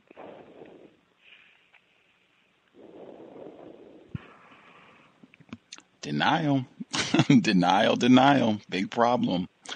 The person who dialed in, someone in your neck of the woods, DC caller, last 4 digits, 3139. 3139. Did you have a question for Dr. Welsing? Your line should be open. Can I be heard? Yes, sir. Good afternoon, Gus and Dr. Wilson and callers. Good afternoon. Mm-hmm. One of my comments was to the sister that called in earlier. I was listening to Neely Fuller today, and he spoke on racial showcasing. If you care to, Dr. Wilson, can you touch bases on racial showcasing, and for those that participate in racial showcasing, the celebrities, the politicians, would you consider them an enemy to black people? Meaning, like, you know, as far as with the message that is put out and them not helping the communities, and basically deny the fact that racism and white supremacy exists. LaVar, would you please repeat that? I don't know why I'm having such a hard time hearing. He said, going back to the black female who called in earlier, where she was talking about some of the black people, non-white people who are in some sort of sexual arrangement with a white person. And he said that he heard Mr. Fuller earlier today, and he was talking about racial showcasing, where they'll put a black person out front to kind of further the agenda for racism, white supremacy. And he wanted to get your comment. He said specifically, if you think these black people who might be being racially showcased, if you think that they are an enemy to black people because they're not helping black people to solve our problems, not helping black people to work against racism, they're just furthering the aims of racist white supremacists. Are they an enemy to black people? He wanted to get your comments on that. No, I would be very cautious about talking about black people who are enemies of black people as much as instead of really focusing on how black people are victimized by the system of racism, white supremacy, and black people are confused. In other words, we are not taught in school how to understand racism, white supremacy. We're not taught on the television how to understand racism, white supremacy.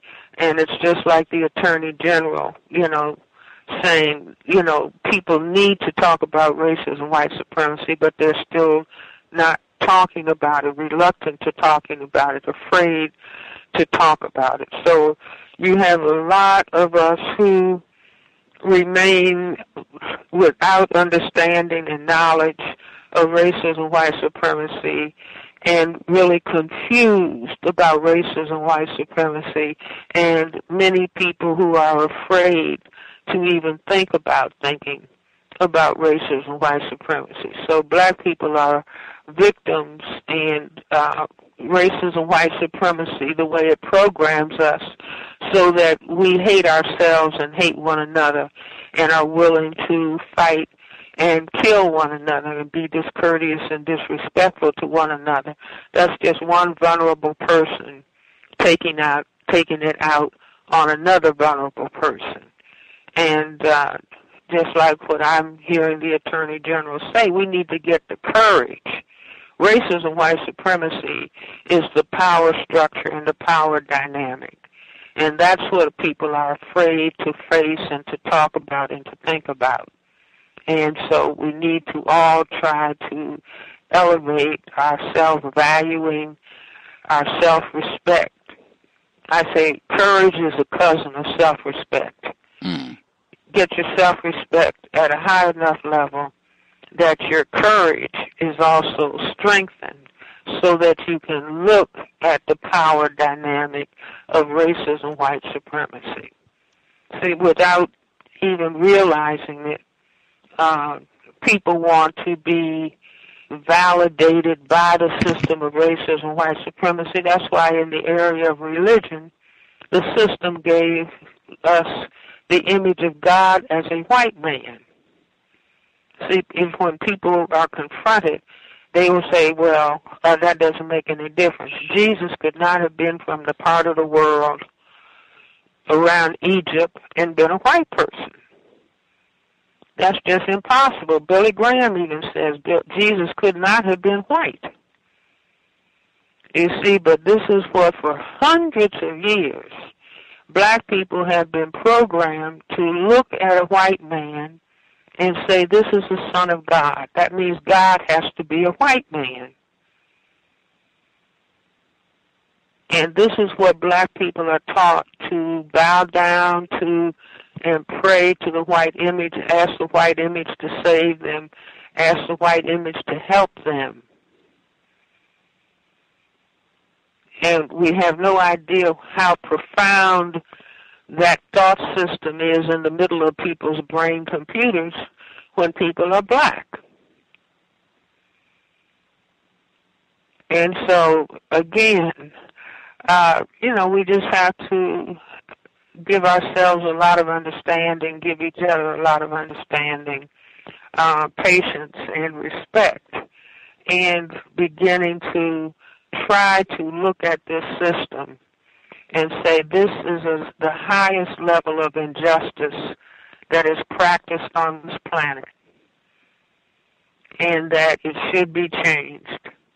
It should be replaced with a system of justice where no one is mistreated, no one is allowed to be mistreated, and those who need the most help get the most help. And that we should ask for, ask ourselves to develop the strength to approach this reality and decide that we're going to do something to change it. And also in recognition of the fact that we are the parent people on the planet. Black people, crystal black people, are the mothers and fathers of everybody on this planet. Everybody came from black people, so nobody can be more than black people. Now, black people can be subjected to conditions that distort and inferiorize their functioning, but it doesn't mean that they don't have a genetic base that is second to none.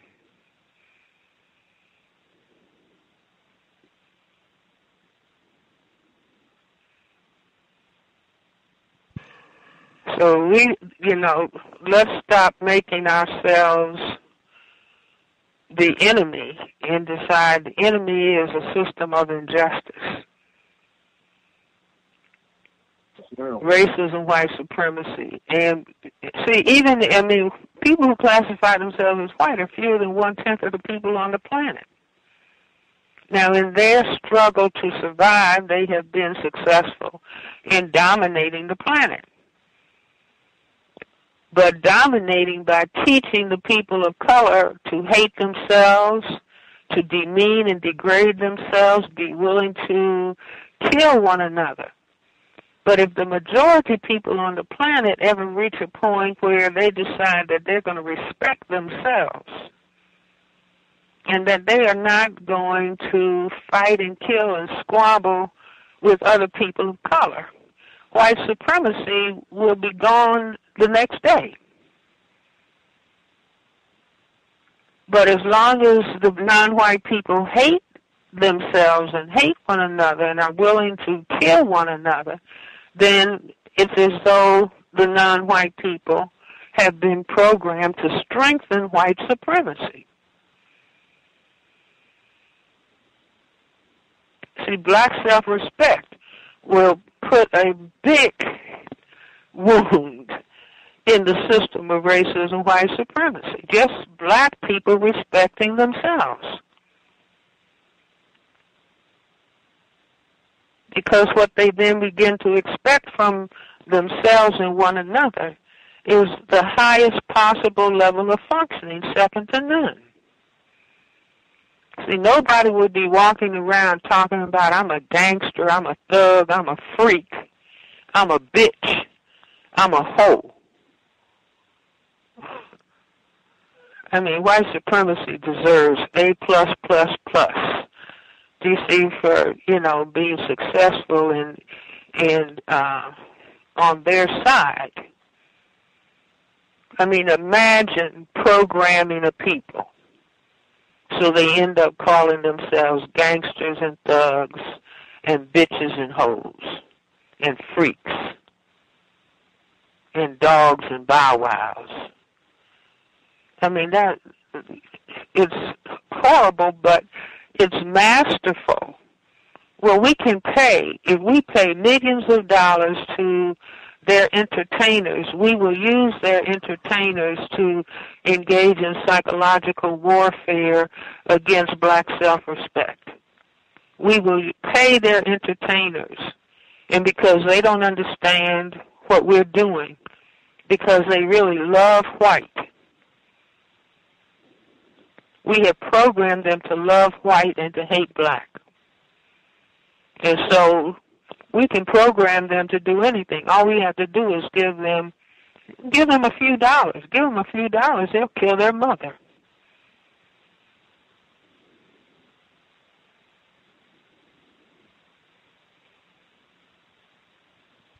We have been very successful in programming them to self-destruct. Now, I say that that's the way we're looked at. But, once you begin to realize, you say, well, this is fascinating, this is interesting, how we have been defeated as a people.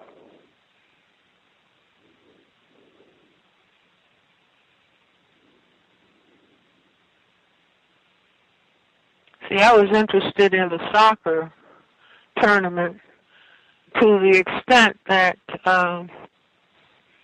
Germany beat Brazil on Brazil's home turf. See, Brazil, as much as people of color, and especially black people, want to blind themselves and say there's no racism, white supremacy in Brazil, that's a lie. Black people in Brazil might as well be in South Africa. Before the so-called ending of apartheid, meaning white supremacy. White supremacy is still in South Africa. But the most vicious elements of racism and white supremacy, just like the most vicious elements of racism and white supremacy to some extent, have been modified in this area of the world. But Brazil, black people can't go into restaurants. They have to stay in their part of town, essentially. I mean, Brazil has one of the highest black populations on the planet. But you don't see them when you see pictures of the crowds at the soccer tournament. So I say that symbolically speaking, white supremacy Germany was supposed to beat Brazil because they practice their little non-white level of white supremacy, pushing the black people off in the corner so that black people hate even being referred to as black. They trick the black people into thinking it's just a matter of income. But if you can make it so that no black person has a high level of income and tell them it's not race, it's income. But it is about race. Black people who went to the soccer games and tried to go to a restaurant until the person at the door realized that they were Americans and spoke English, they weren't going to let them in. And then they only let them in reluctantly because they were black. So Brazil was beaten by white supremacy Germany. And maybe that'll make them look at the tragedy of the white supremacy practices that exist in Brazil. But, white supremacy is global. But that's why it's important to talk about wherever it is. It should be identified as such, that this is something that should not exist on this planet. And again, it's not about hating white people, but it's, hating the racism, white supremacy system of injustice, and that's not good for anybody.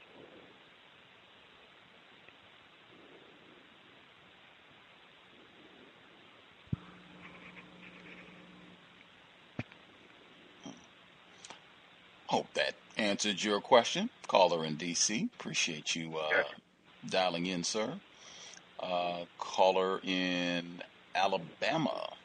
Last four digits, 2456. 2456. Did you have a question for Dr. Welsing?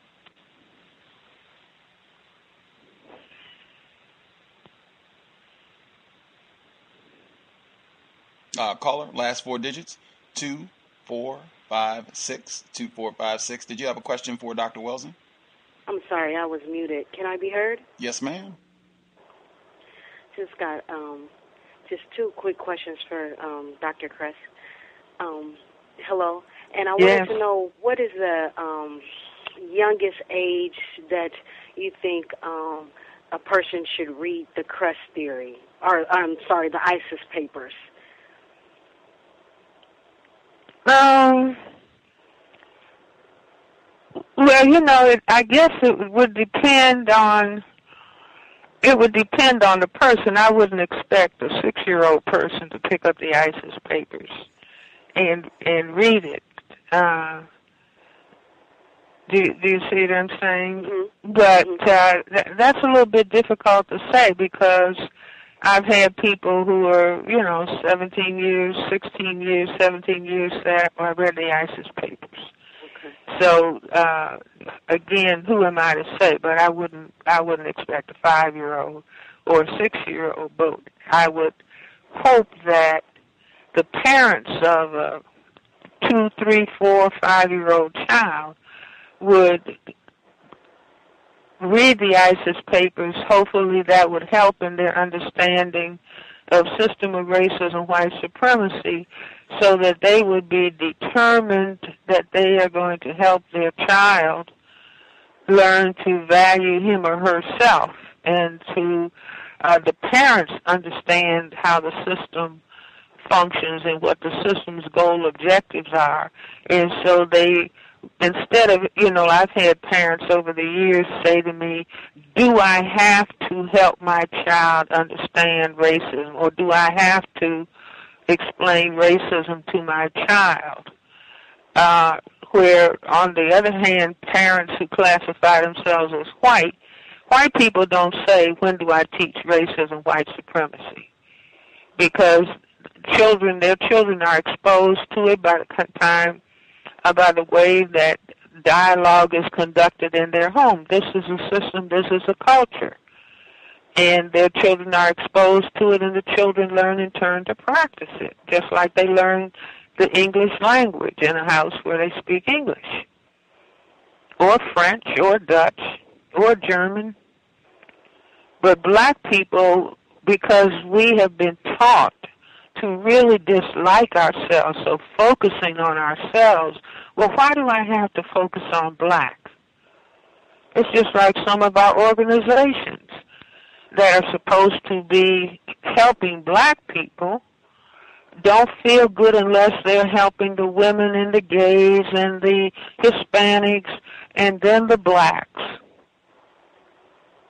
Now, all these other groups have groups that take care of the issues that they are primarily concerned about. But somehow we feel to focus simply on ourselves, that there's something wrong with that. And I translate that as because we don't value ourselves highly. So I want to focus on people who are of value.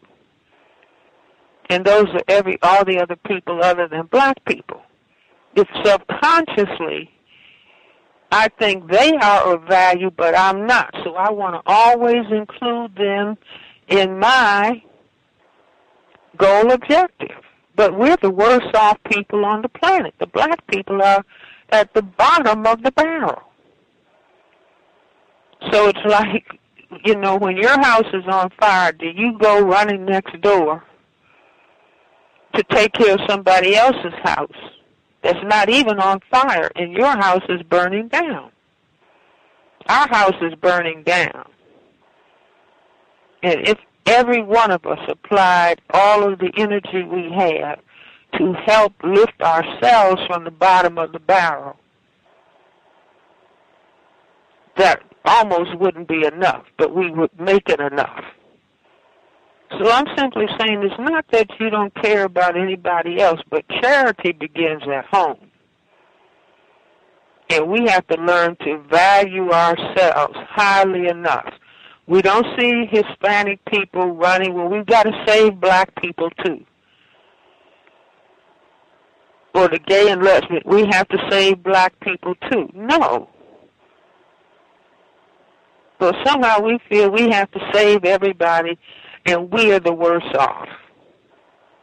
People are, and they look at us, why don't they just try to get themselves from the bottom of the barrel? That would be a tremendous contribution. But again, if I don't value myself, then I always want to bring other people that I think are of value and attach them to me. Because I'm thinking subconsciously, I really don't have value. I'm not important by myself. I have to have all these other people, and then I look like I'm something.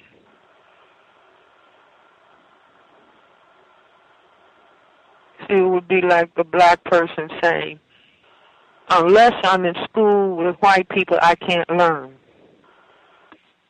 Unless I am in a neighborhood with white people, I don't feel comfortable.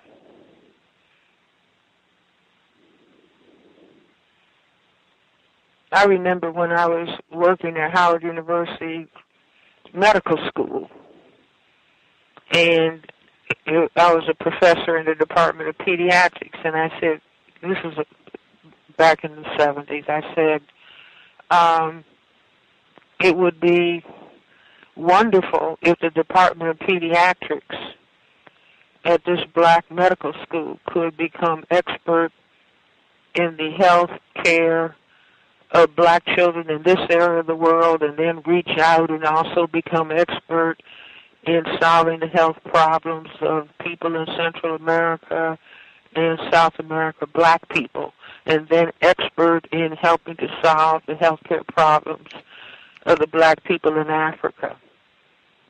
And one of my black colleagues, who just happened to have been married to a white person, said, oh no, Dr. Welsing, that would be second-class medicine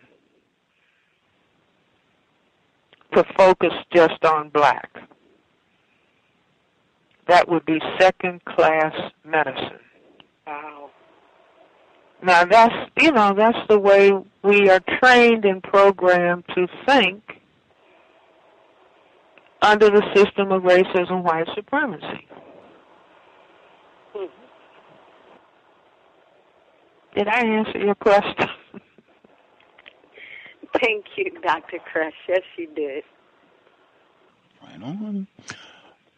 The person that dialed in on the flash phone, if you had a question for Dr. Welsing, your line should be open.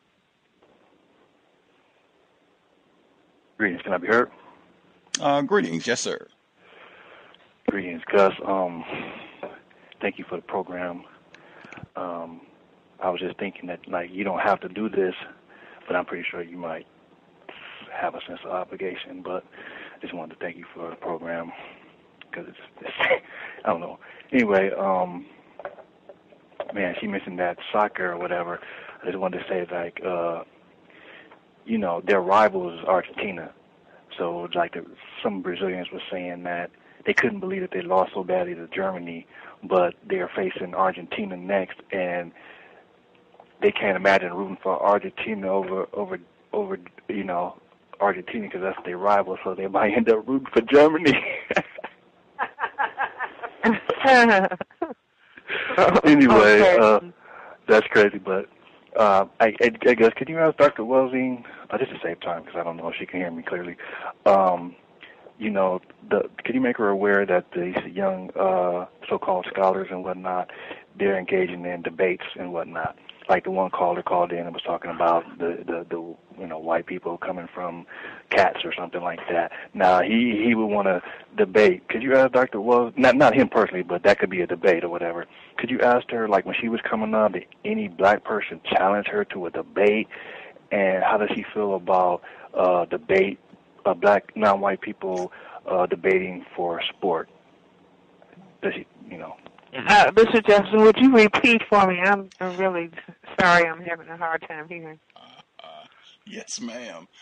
His question was that a lot of young black scholars, a lot of black people who say, they're talking about racism ostensibly, but they get really excited to debate other black people, and that has become a sporting event for black people to debate other black people about ideas about racism, or it might not even necessarily relate to racism, but just debating with other black people. Sometimes it's done in a professional manner where it's not with any animus.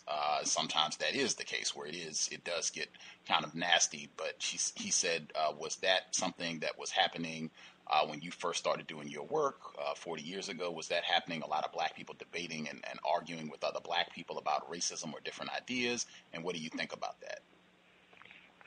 When I started writing about racism back in the late 1960s, I started writing thinking that, maybe 8 or so other black psychiatrists would be interested in what I had to say, because black psychiatrists at that point in the late 60s were talking about racism, and indeed the black psychiatrists at that point were saying that racism was the number one mental health problem. And so it was more, as opposed to people in any heated way debating one another about racism, it was, just sharing their thinking. And then I came along with a different kind of, because a lot of the discussion was around Freudian psychoanalytically based theorizing and conceptualizing about racism. But I came along with a different point of view, and it didn't mean that everybody agreed with what I had to say. But in science, it's not a matter of just debating. In other words, it's a problem to be solved, a problem to be explained and understood. So my recommendation, instead of, people debating for fun, would be everybody who wants to participate in a discussion about racism should lay out their definition. You see, but people who classify themselves as white, racism is white supremacy behavior. There's no black racism. A black person might have negative attitudes about white people, but they don't have the power to control the lives of white people. So the functional racism is white supremacy. And so instead of black people debating with each other, black people should, try to explain why do white people behave in the way that they do towards black people. And then write their definition. What is your definition of racism? And everybody lay their definition out. For example, my definition of racism, permit me to read it, is racism, white supremacy, is the local and global power system and dynamic structured and maintained by persons who classify themselves as white, whether consciously or subconsciously determined, which consists of patterns of perception, logic, symbol formation, thought, speech, action, and emotional response, as conducted simultaneously in all areas of people activity: economics, education, entertainment, labor, law, politics, religion, sex, and war, for the ultimate purpose of white genetic survival and to prevent white genetic annihilation on planet Earth, a planet upon which the vast and overwhelming majority of people are classified as non-white meaning black, brown, red, and yellow, by white-skinned people.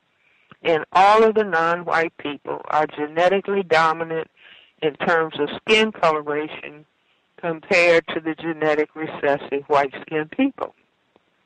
Now, that's my definition.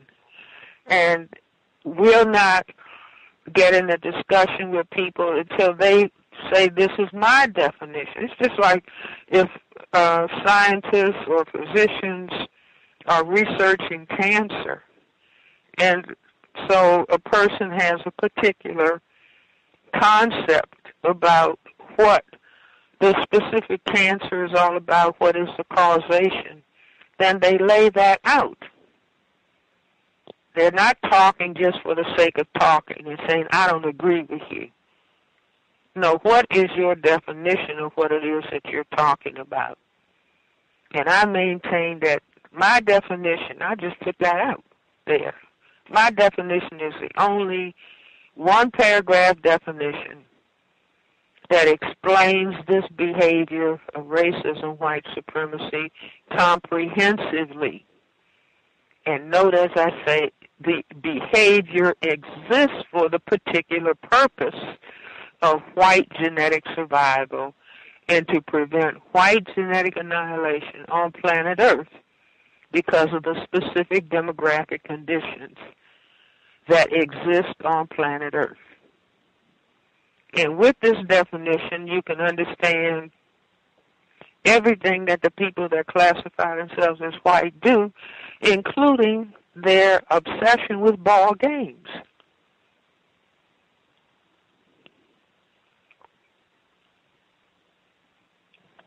So, again, and if white people who classify themselves as white, who are interested in maintaining white supremacy, what they will do is pull black people together and have them debating with each other, as opposed to all black people should be challenging white people. Accept this definition of racism. If not, what's your definition? Talking to people who classify themselves as white. What's your definition and explanation for racism, white supremacy behavior? If this is not it, what is yours? But see, that, in other words, divert the focusing away from people who classify themselves as white. Let the black people squabble and argue with each other. Because for the most part, they will not squabble and argue with white people. They want white approval, so that means that they will squabble with each other, not focus on white people, not talk about white responsibility.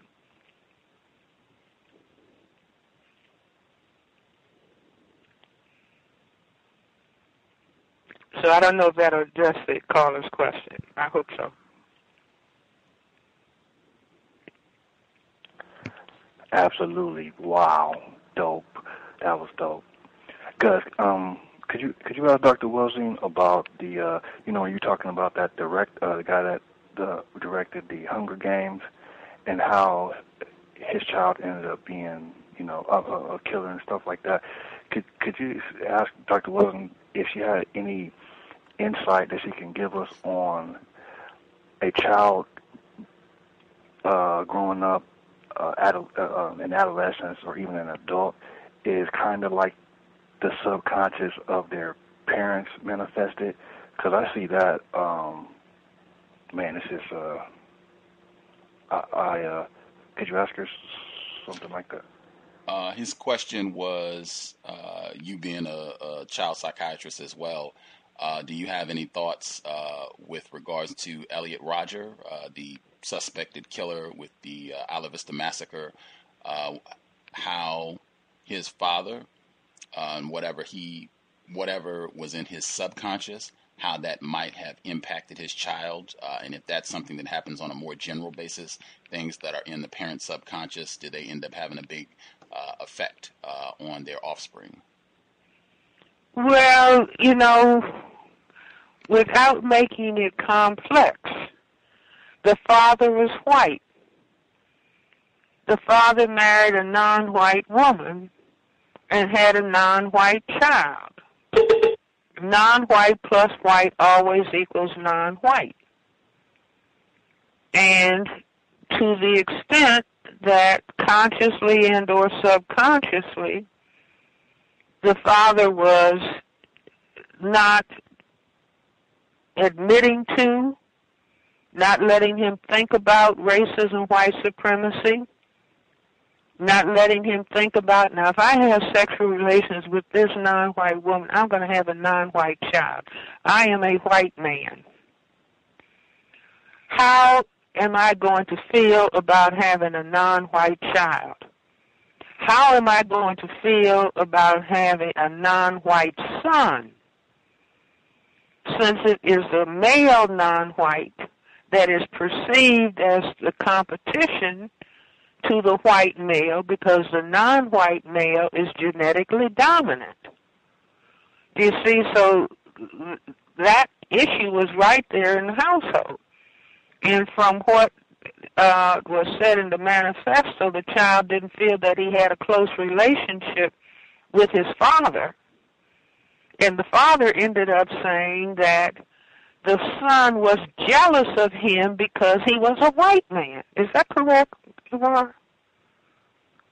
I'm sorry? Say it one more time. In other words, the father said that the son was jealous of him because the father was white.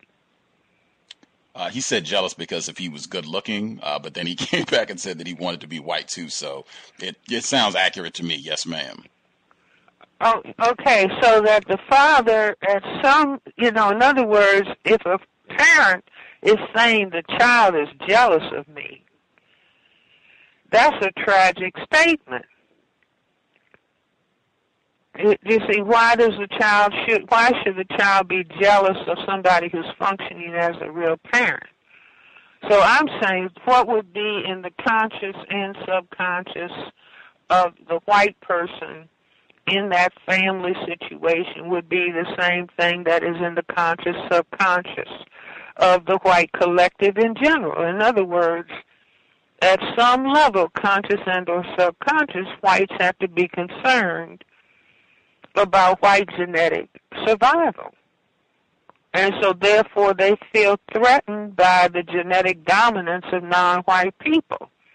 So I would say it the other way around. I would say the father felt himself to be in competition with the genetic power of the non-white son, and therefore would show hostility towards the non-white son until proven otherwise. Do you see? So I'm not embracing my son. I'm looking at my son and thinking he could genetically dominate me. He can make color. I can't make color. So I'm jealous of him, and so therefore I'm going to consciously or subconsciously behave in an injurious way in relationship to him. So I'm going to put him in a school, this is conscious and or subconscious, where he's surrounded by white children who will mistreat him, and I won't pay any attention to that.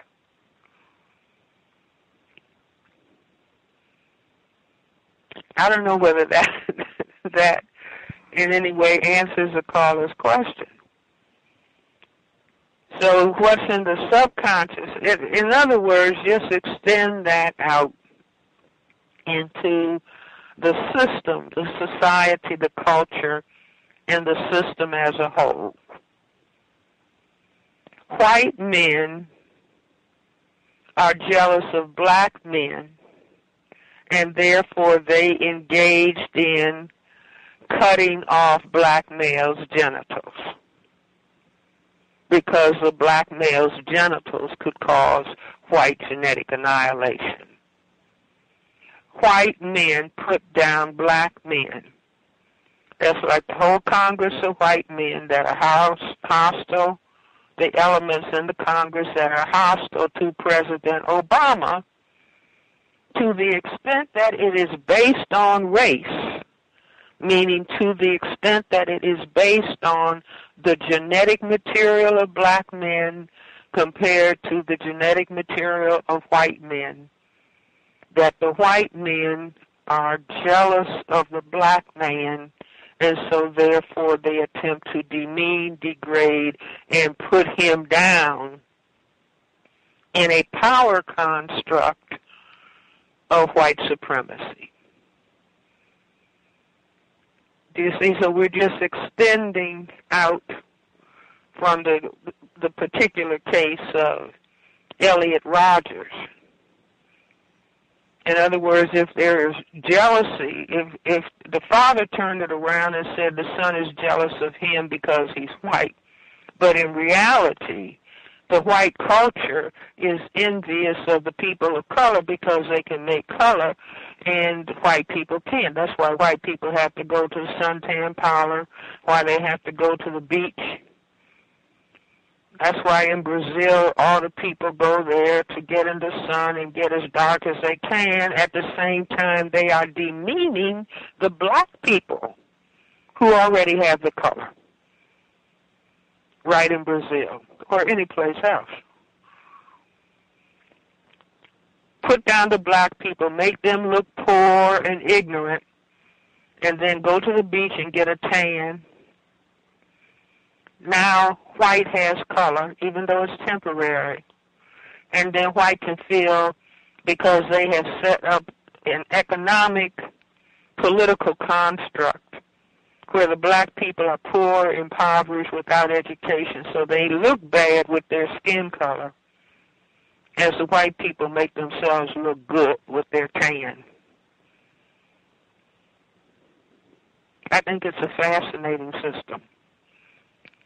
But, fascinating in order to understand, but also be determined that this is sick, this is unjust, it has to be changed. Dr. Welsing.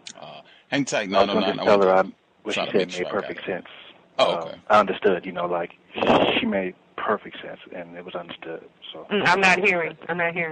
He said it made perfect sense. He understood with your response. He said he understood it. It made perfect sense. And thank you for sharing your insight. See, let me just say here, I think that black people should start a movement because we have to help ourselves change our thinking. And the movement is most black is most beautiful. See, right now, black people have in their minds, white is most beautiful. I wish I was white. Let me bleach my skin. Don't marry anybody darker than yourself. Try to get white if possible. That black people should say this is disturbed thinking under racism, white supremacy, and take a position that all the colors are okay, but we're going to say most black, meaning the blackest black people, are the most beautiful. Now, if we ever reach that point, we really will be emancipated. I mean, if we really mean it and can believe it, we really will be emancipated from racism, white supremacy.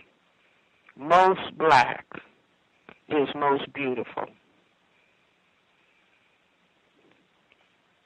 See, that's like digging out all of the cobwebs and debris that has been planted in our brain computers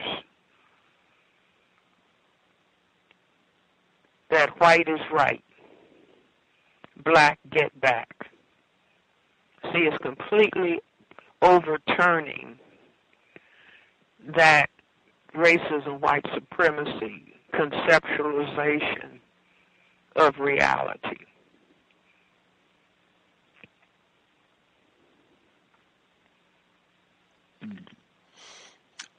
Absolutely. See here, I'm trying to make sure I can get as many of the folks we can with the time we have left.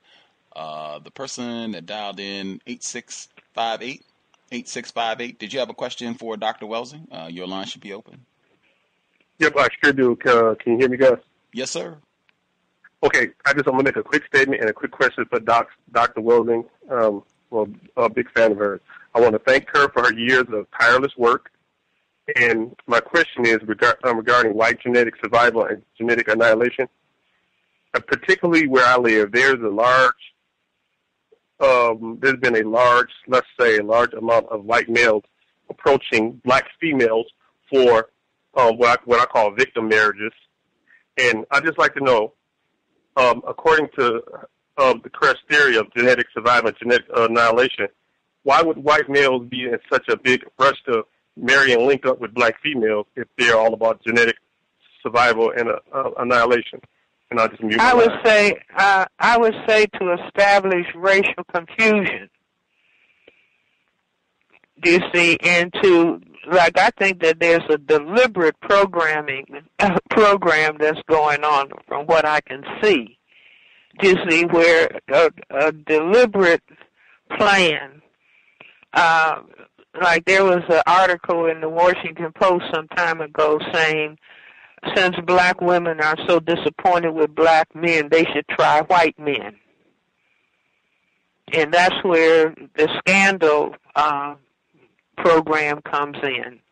In other words, instead of black people understanding racism, white supremacy as a system, and engaging in black self-respect, thinking, speaking, and acting, then the white supremacy system says, no, what we want to do is put them in a state of confusion and worshiping white. So then they will not challenge the system of racism, white supremacy. You see, in other words, instead of black men and black women looking at each other, and because they have high levels of respect for themselves as individuals, they end up with high-level respect for one another. And they relate 24/7 as though they have high levels of respect for themselves and for each other. And because they love themselves and respect themselves, then they become a challenge to racism, white supremacy. And they raise their black children to have respect for black. And so then they challenge the unjust system of racism, white supremacy. See, instead of that, no, let's have, under the conditions of racism, white supremacy, let's pretend, I don't know whether to say black people wanted to pretend that Thomas Jefferson loved Sally Hemings. That was his black female slave.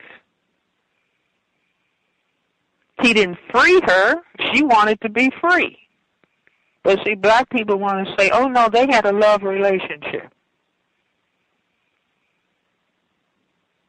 Just like people want to look at scandal and say, oh, that's a love relationship. Please. In the system of racism, white supremacy. Think about all the slave masters who had children by African women. And those slaves were not free. It would be a parallel situation, white people having non-white children in a system of racism, white supremacy. If the white people, male and female, loved black people, then they would they would join a John Brown brigade and stop the white people who were practicing white supremacy, including themselves. See, think about that. White people having sex with black people is nothing new. For hundreds of years, white men rape black women. White men say they're not men until they've had sex with a black woman. Just like white women say their ideal mate is tall, dark, and handsome. They make these statements while running a system of racism, white supremacy.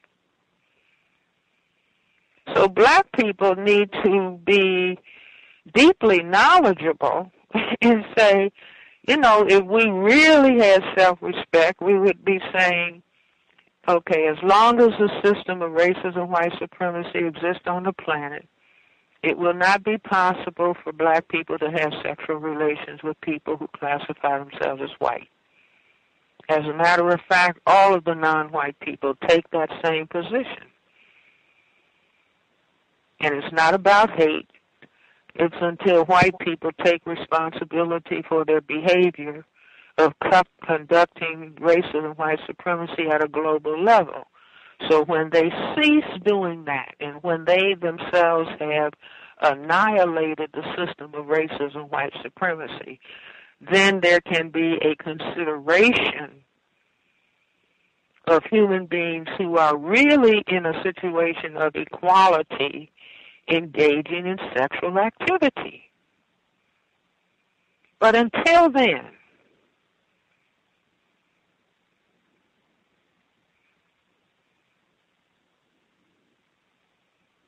are you all following me? Yes, definitely. Ma'am. Yes, ma'am. See, if black people took that position, if you want to see white people immediately coming to attention, see, black people are not threatening white people. If black women said no sexual relations with white men until the system of racism, white supremacy is over. Black men said to white women, no, racism, white supremacy is a very, very serious, demeaning, degrading system. It is a system that has to kill black people. It's a system that creates HIV/AIDS, that creates Ebola, that conducted the Tuskegee syphilis experiment. So until the system is completely annihilated, there cannot be the consideration of having sexual relations. Now, if you want to see people coming to attention and respecting black people, you let that happen at a critical mass level. Because white men say what? They don't feel like they're men until they've had sexual intercourse with a black woman. That's what the game of golf is all about. Just like basketball and football are white men having, fantasizing, having sex. As a black man, that's what the black, brown ball, football, basketball is all about. Going into a white net or white upright legs at the end of the field. So they couldn't have respect for themselves unless they were having sexual relations with black people, because then they could fantasize, they could produce a product of color.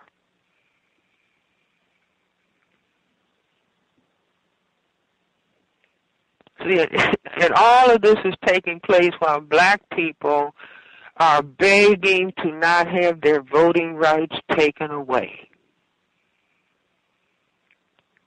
Black men begging for jobs so they can function as husbands and fathers. Black people still being paid less than white people in jobs.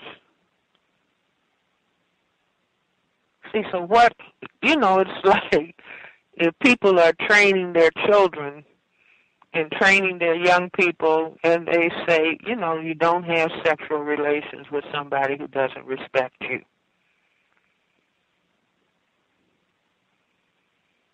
Now, that's just supposed to be good home training.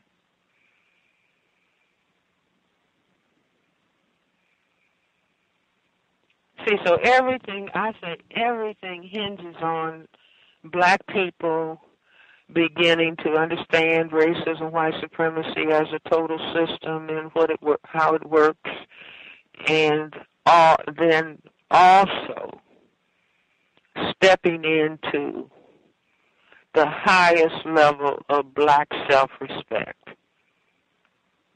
higher than the world has ever seen, higher than existed on the continent of Africa, where black people participated in selling other black people in the slave trade. See, in other words, like Neely Fuller said something profound. He said the study of history should be a study of where we made our mistakes.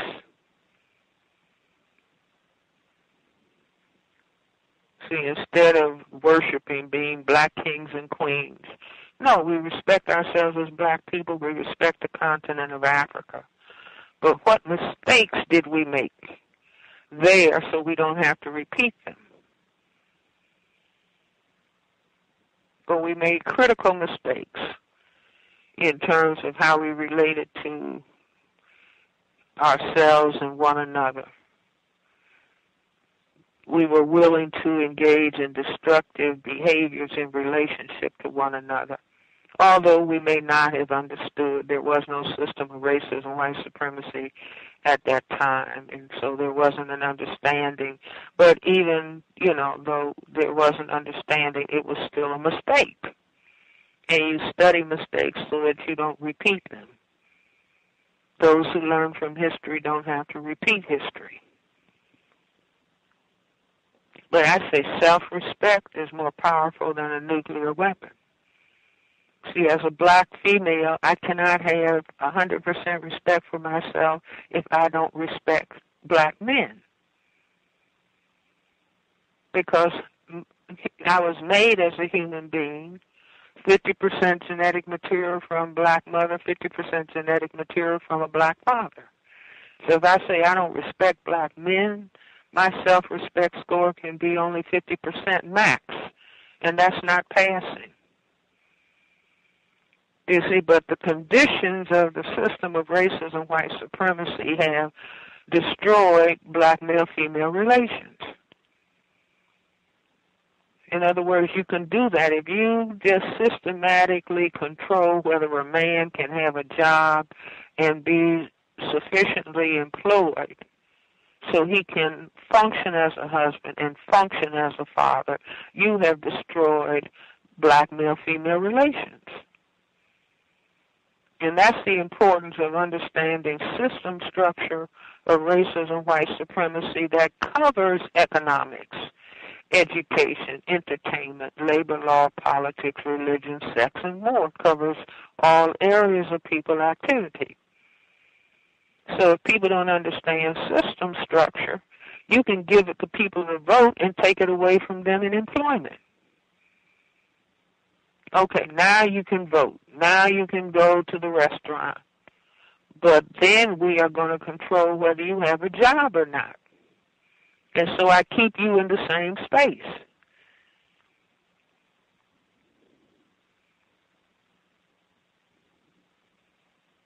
Which is different than, across-the-board justice. Justice in economics, education, entertainment, labor law, politics, religion, sex, and war. See, it's like if I can control whether a man can function as a husband and function as a father, I can control the sexuality of his son. If I can say the husband, so-called father, can't function in the home so that he's out of the home, and so then only the mother and the females are in the home, then I can effeminize the son in my system. If I effeminize the son, then he's not going to be a threat to white genetic annihilation. And so then I tell the black men who want to be in the movies, well, for your film to be promoted, the males have to have on dresses. Or they have to appear effeminate.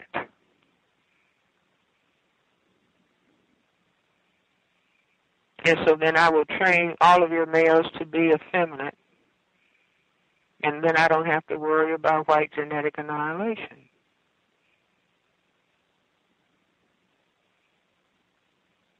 Or I might put something in your food. We do have chemicals that can turn males into females, so I could do that.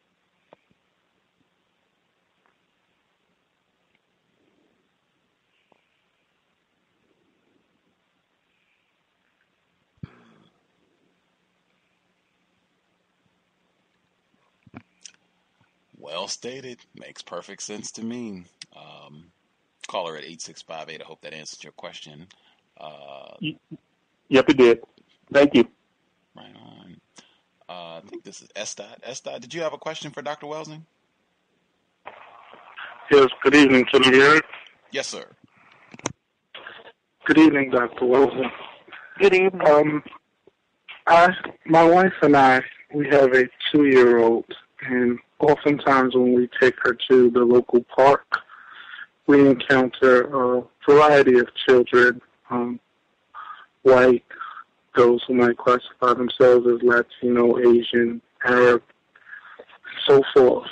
And one of the things that we noticed on the playground with our 2-year-old is that some of the white children, more specifically the ones who are Hasidic or Orthodox Jews, are very clannish in the sense that they make a concerted effort to segregate and isolate themselves from the other children on the playground. We noticed this pretty early on, maybe when she was about a year old. Initially, she would try to reach out and play with those children, and then she kind of picked up on it on her own. So when she would be in the park and she would see those children, she would be on the other side of the park, or she would just interact with us. And we also noticed in the park that there are a number of nannies. Most of these nannies are non-white nannies, whether they're from the area of the world of the Caribbean or other countries, who seem to be openly hostile towards my wife or other non-white parents who have black children with them, particularly when they're in the care of, they're the caregivers for white children. And I'd like if you could share some strategies for parents who encounter this sort of activity on the playground level in different settings like that. I think we're pretty proactive in terms of dealing with our daughter and, talking to her about the reality of racism in an age-appropriate way, using things like animal characters in movies and things like that, where there may be a scene where an animal is being mistreated or something, and we'll talk to her about that.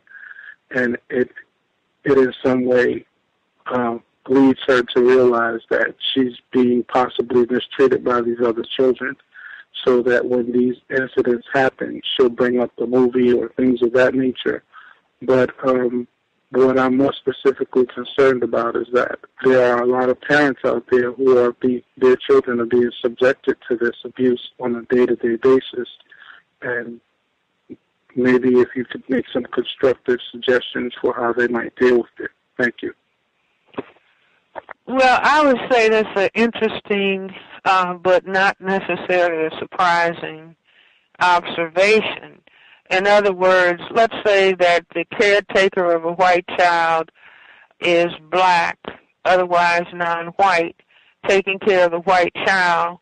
Then if you see that kind of behavior, just know that the employers of the black person who's taking care of the white child has been given instruction. I don't want my child playing with black children.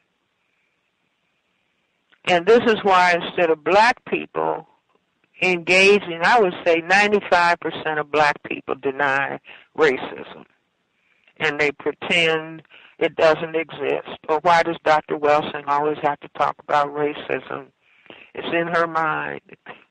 You see, instead of black people denying racism, you don't teach your child to hate white children, but you say if the children are not behaving in a positive way in relationship to you, it's because they are sick.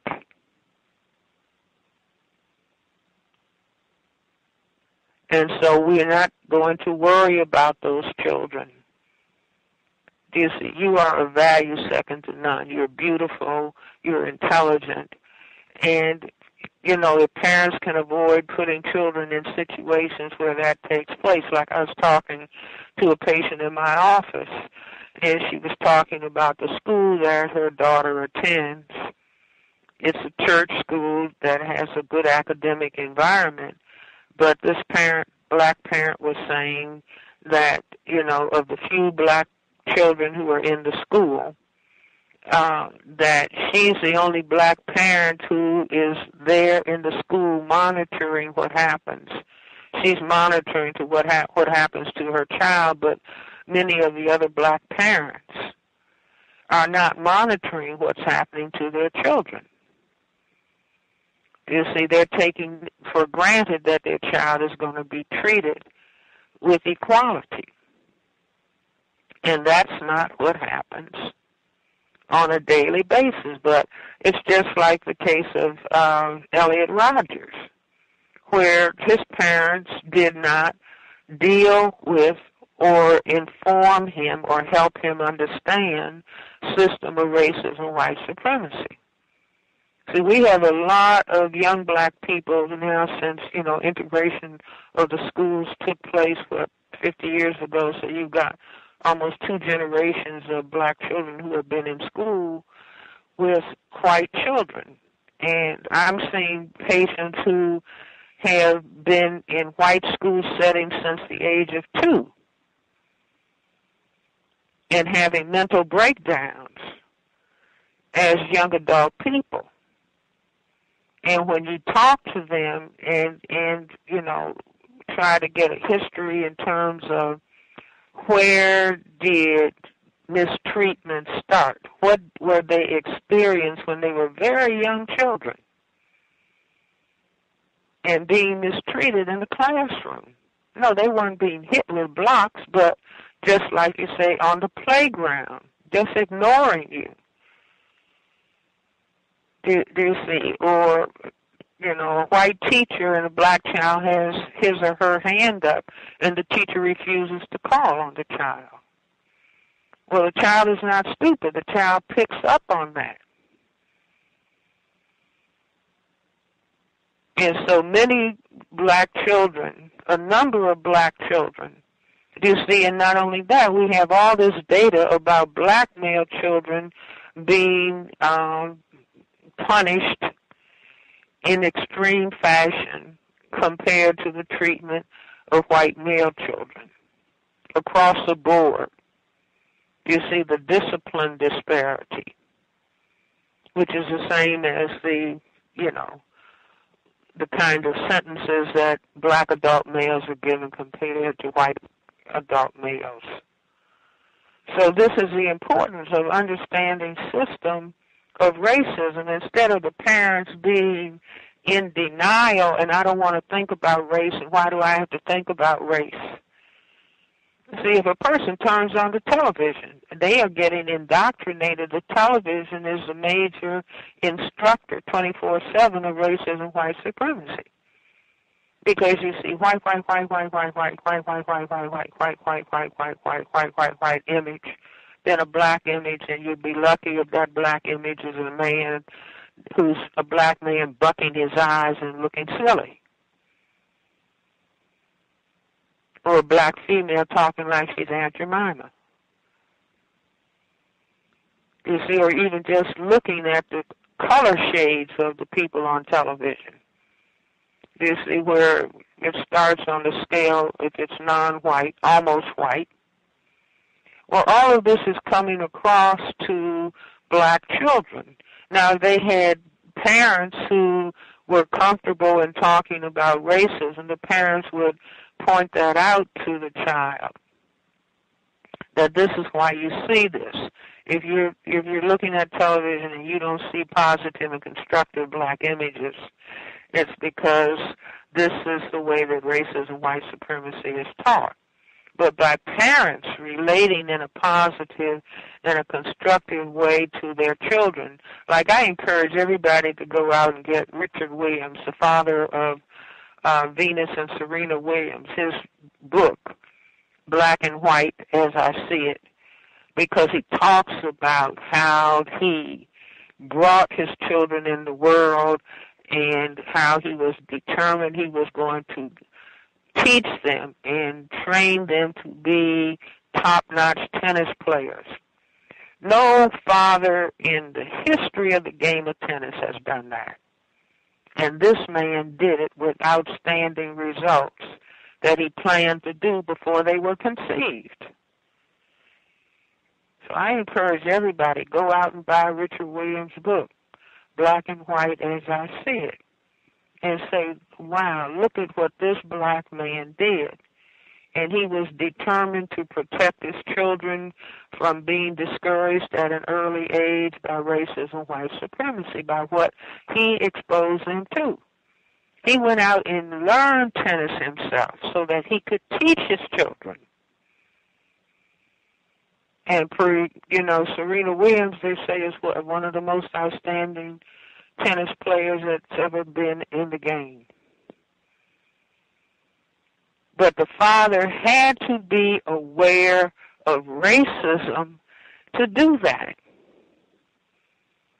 So he had that in his awareness as he was involved in the education of his children, he and the mother.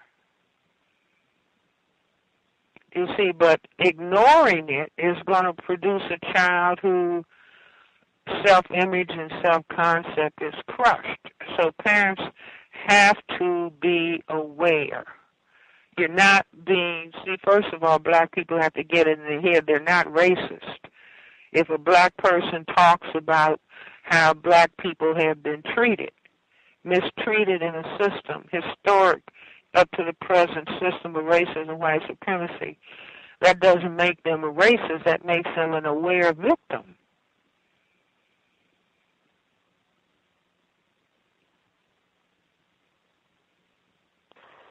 Thank you. I think we had two other people that called in. Did you have time to nab them? I didn't want to take your entire evening, Dr. Welsing. You said what? I think there are two other people that dialed in. I just wanted to check if you had time to. Right, we can go till 11 o'clock since we've gone this far. Okay. Appreciate the time. I will nab the folks who dialed in. The person, last four digits 2547. 2547. Did you have a question for Dr. Welsing? Yes, hello. Okay. Yes. Have you heard? Yes, sir. Hey, how you doing? This is Frank from BlackHollywood.me. Greetings, Dr. Welsing. Greetings, guys. It's an honor to speak to you, obviously. Right now, I'm actually trying to fight Hollywood to make a more equitable system for black performers, filmmakers, writers. And I noticed that you speak about the area of people activity known as entertainment. And what type of things can we do? What should be our agenda, and which positive images should we put out there to combat the scandals and all the other various ways we're led astray? And I'll mute my line because it's a little loud back here. Thanks. I would just say that the first and foremost is start with the understanding of racism, white supremacy. Do you see in a person, if you're interfacing with people in Hollywood, black people maybe are put in a position to go along and get along, otherwise they won't be selected to participate. But I would say start out with, in other words, if things need to change, then it means that, look, this is what we understand the system of racism to be. Use my definition. This is what a system of racism is. It's about white genetic survival on this particular planet. This is what we understand racism to be. This is why there is the tendency to want black men to put on dresses or to be otherwise effeminate. And we have something different in mind in terms of what we think black people ought to do. And black people need to look into and investigate, well, how is it that black people were able to start their own film companies in the early 1900s when conditions were far worse than they are today? How did the black people put together their money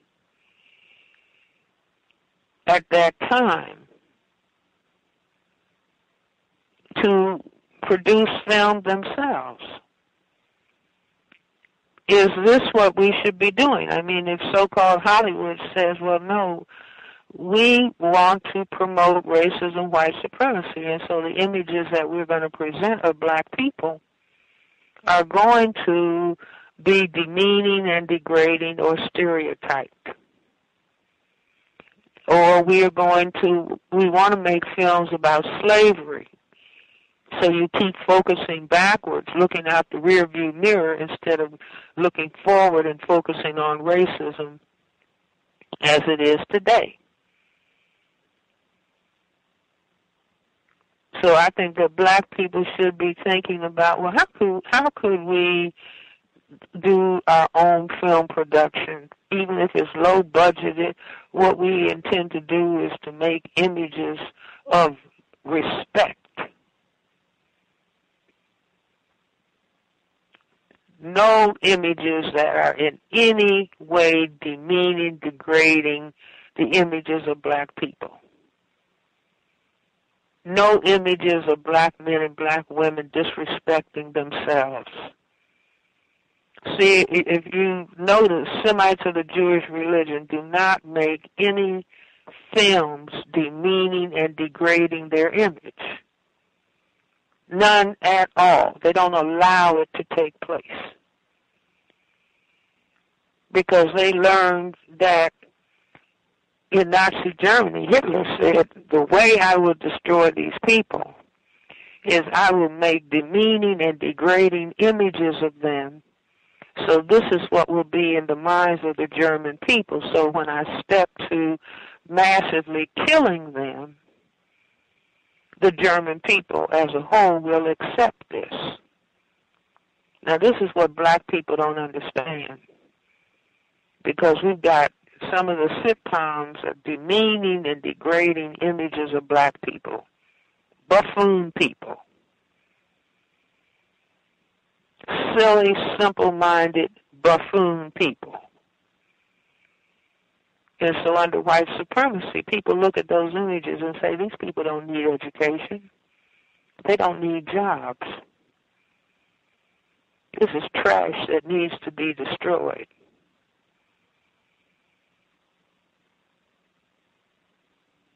So black people who are interested in, maybe we should call it, instead of just entertainment, it ought to be called uplifting and educational imaging.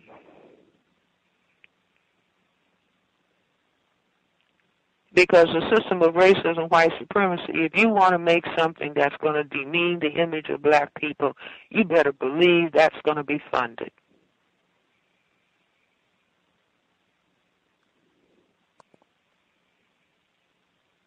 But that would be just like making some rap music that talks about black self-respect and black self-respect and black self-respect and black. No, we don't want that. We want it. It's got to be trashy. Do you get it? We have to have trashy talk. Trash sex.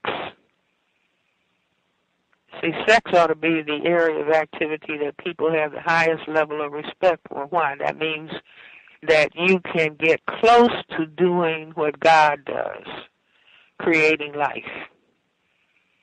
And so any culture that starts demeaning and degrading sex, those are people who are lost.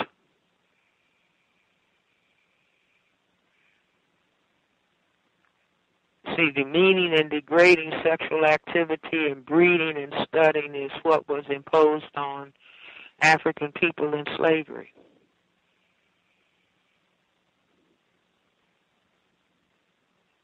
And we should, that's not the image that we intend to project of ourselves on the planet.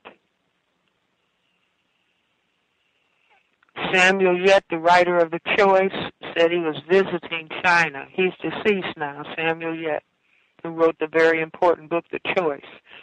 Samuel Yet said he was in China, visiting China, and the Chinese scholar asked him, who are the white people who portray the images of black people that we see on television or in the movies? And Samuel Yet said that he told this Chinese scholar, oh, those are not white people, those are black people. He said the man walked away from him. You mean, in other words, if this is what you black people present of yourself, I don't have time to talk to you. Translate, I guess your self-image and your self-respect level is so low that I can't waste my time talking to you. I had a call some time ago from a reporter in Scandinavia. Asked me, do black people realize that the images that they portray of themselves in the media, in some of the sitcoms, are going all over the world and determining how people think about black people?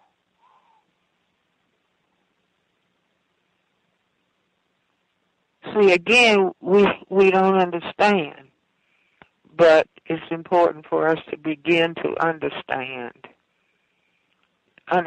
what respect, self-respect, and dignity, what that is all about. See, if we just go back and look at the images of black people, the black people who carried out the civil rights struggle in the South, look at the way the people were dressed. Look at the way the men were dressed. The women were dressed. And how they walked in dignity. Their facial expressions reflected self-respect and dignity.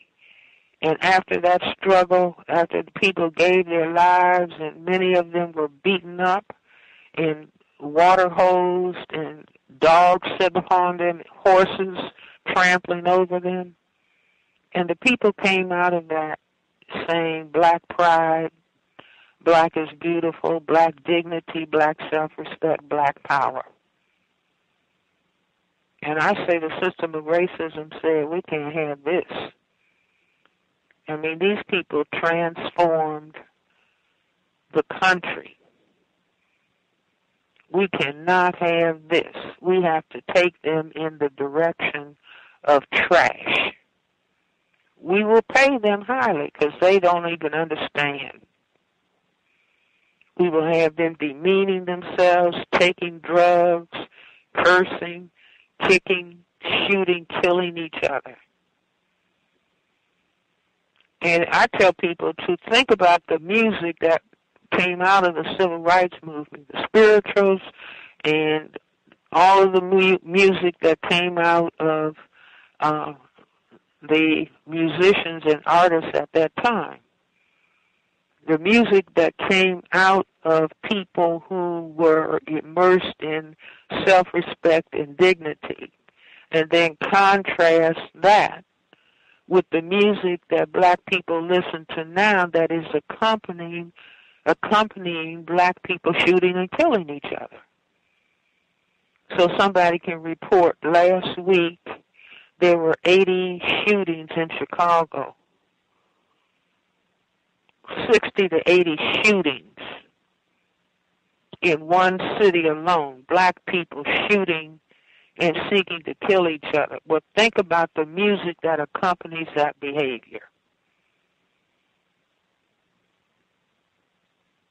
Trashy music producing trashy behavior. See, this is why we need to get into in-depth understanding of system of racism, white supremacy. It's not something trivial that you can call hate. No, it's a system for white survival on the planet as the people who classify themselves as white know themselves. If we're going to stay white on a planet where the overwhelming majority of people are black, brown, red, and yellow, then we have to move these people, especially the people who have the greatest potential, genetic potential to cause white genetic annihilation. We have to move these people into trashy thinking and trashy behavior so they will self-destruct. And that's where we are right now. Self-destructive male-female relations, self-destructive attitudes towards sex, self-destructive attitudes towards education.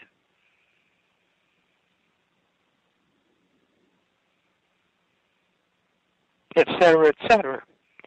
But, you know, in saying all of that, I wouldn't be talking if I didn't think that it could be changed. It can be changed with our understanding, and I say what's fundamental.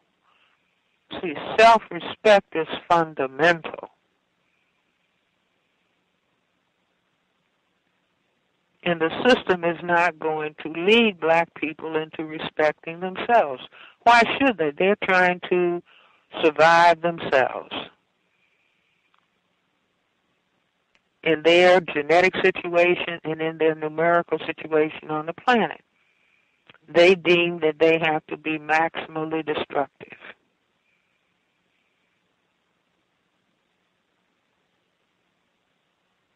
See, we feel we have to follow them. It's just like white people put tattoos on their body because they wish that they had color. But we will engage in monkey see, monkey do. We already have color.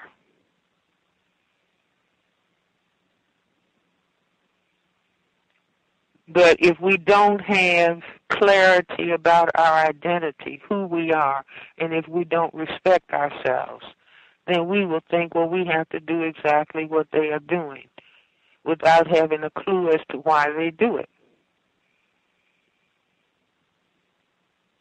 So you have black people marking up their skin with all these tattoos.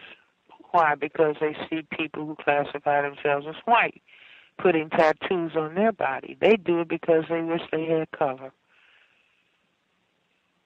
There's an African proverb that says, monkey was so busy doing what everybody else was doing that one day monkey cut his throat.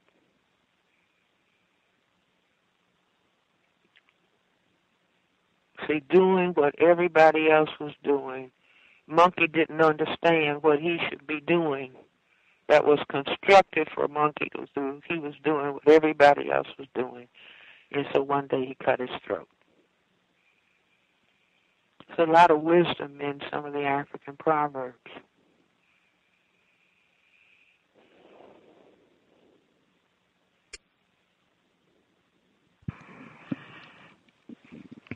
Thank you. Right on. Before I get the next caller, since constructive black images in film was brought up this weekend, there were a lot of people celebrating George Washington Carver. They released a film, George Washington Carver. It's called Struggle and Triumph, The Legacy of George Washington Carver.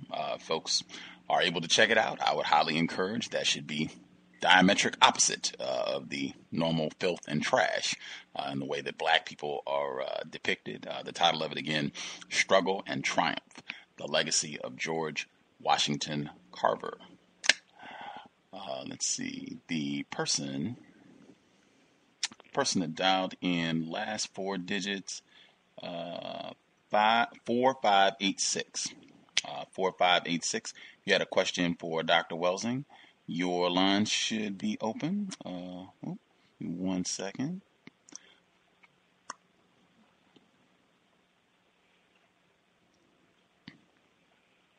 I'm having a tough time finding 4586 unless I read the number incorrectly. Oh, there it is. 4586. If you had a question for Dr. Welsing, your line should be open. Yes, I'm here. Yes, sir. Yes, this is Noble calling in. Good evening, Gus and Dr. Welsing. My question, I had two. They're very short. My first question is, Dr. Welsing, I've noticed lately from social media and just researching in general, reading books and everything, I've been noticing like there's a high disrespect for black males in the society. And I'm seeing that it's not being adopted by black females. And I was reading a book, and it was talking about how when a community is economically oppressed and such, that the males of that group take on the biggest brunt of the blame. And I just want to know what or how can black males regain the collective respect of black females under the current conditions of white supremacy? And my second question is, let me do one at a time, sweetheart, okay? You said, how can they regain the respect of black females? Correct. Collective respect of black females under the current conditions of white supremacy. I would say that if black males, just like black females, if we as a people begin to understand the system of racism, white supremacy, and what that system has specifically done to us as a total people and black male persons in particular, you see, then we will begin to, it's like understanding the war that's being conducted against you. But before you understood it, then because everybody's under stress, you blame each other for the stress. Racism, white supremacy is doing certain specific things to black people in general and black male persons in particular. And I would say the biggest thing that happens to black male persons in particular is taking the father out of the home so that there's no adult male guidance for younger black males' behavior, no giving black male children a sense of security, that they end up having to seek the security of gangs and all the destructiveness that goes along with that. And the gangs themselves are a product of the system of racism, white supremacy. And so black people beginning to understand what is happening to us as a total people and begin to talk with each other and understand what has happened, and then deciding on certain ways that they are going to behave in relationship to one another. In other words, a system of racism, white supremacy, teaches black people directly and indirectly, you're trash.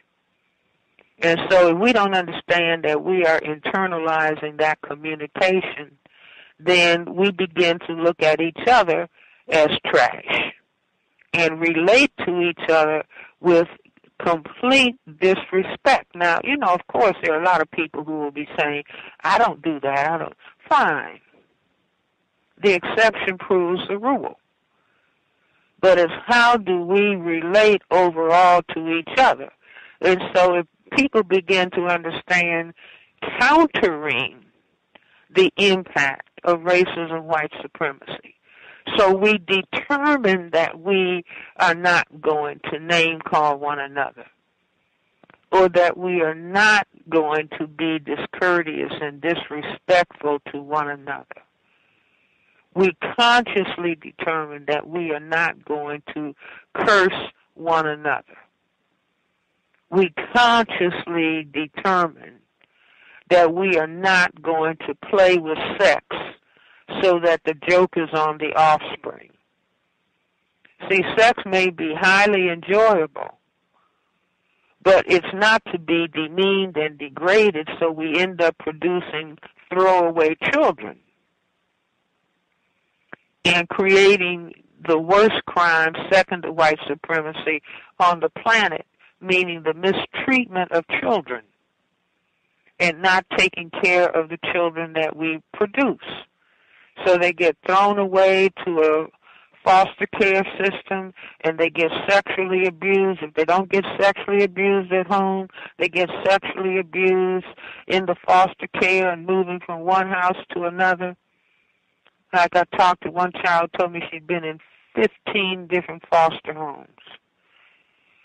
Well, this comes about if the system of racism and white supremacy, of which slavery was a part. In slavery, we were breeders and studs. Our job was to produce more slaves. Just producing slave, producing slave, producing slave. Not producing children for the maximal development.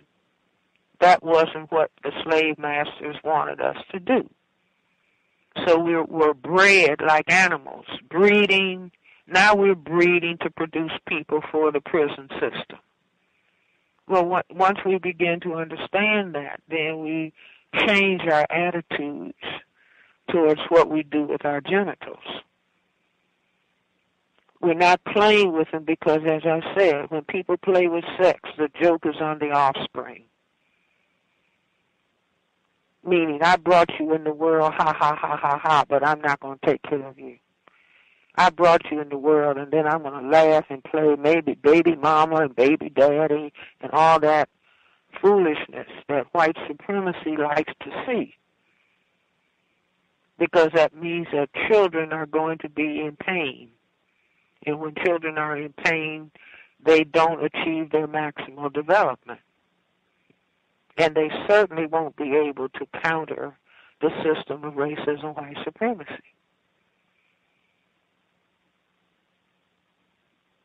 So, again, do you see, it's like understanding racism and white supremacy is the first order of business. And the second order of business is the realization that it has greatly harmed our images and our respect for ourselves. And we ourselves as black people are the ones that have to transform it. It doesn't serve the system of racism and white supremacy to help black people think positively and constructively about themselves or to see that they get the highest level of education. That does not help the system of white supremacy at all. It would help the system of justice, but that's not what we have. So I hope that gets into the first question. What's the second question? Second question is, from your research, what are the biggest mistakes black people made in history? LeVar, can you repeat that for me, please? He said, based on your research, what are the biggest mistakes that black people have made in history? Well, I would say simple. It's, not understanding racism and white supremacy. You see, but we are in a position now that we can remedy that. I think that we have, by understanding we're dealing with a total system structure that covers all areas of people activity. And it exists for a really critical reason, preventing white genetic annihilation and assuring white genetic survival on planet Earth. So with that understanding, we can start saying, oh, wow, we didn't understand that before. It certainly wasn't understood on the continent of Africa. You see, where we thought, well, participating in selling each other to white people. We didn't understand the implications, but that was a big mistake. But again, you learn from mistakes. If you have enough respect for yourself to say, wait a minute, let me think about that. It appears, based on what I understand now, that was a big mistake. You see, a big mistake Well, all of it's tied to racism and white supremacy. A big mistake in hating blacks. See, you were just talking, Mr. Jefferson, about George Washington Carver. I maintain that George Washington's black skin color, I don't know how he's going to be portrayed in the movie. Can't wait to see it. But he was very, very dark-skinned, had a high level of melanin pigmentation in his skin and nervous system. And I say that pigment, that black pigment, because black is a superior absorber of energy and different energy frequencies. And Carver said that he would go out in the morning when it was very quiet. That's another mistake. Black people having a whole lot of loud music. But when it was very quiet, he said the plants would talk to him. That translates that the energy frequencies coming from plants, he was able to take into his highly melanated skin, nervous system and translate what that energy could do. It's just like our eyes are a sense receptor of certain frequencies. And so we are able to see. We have vision. And based on what we see, we can begin to think about what to do with the things that we see. We see something, we can think about producing a product because of what information comes into our nervous system through our eyes, a sense receptor. I say melanin is also a sense receptor. But we have been taught under white supremacy to demean and degrade pigmentation.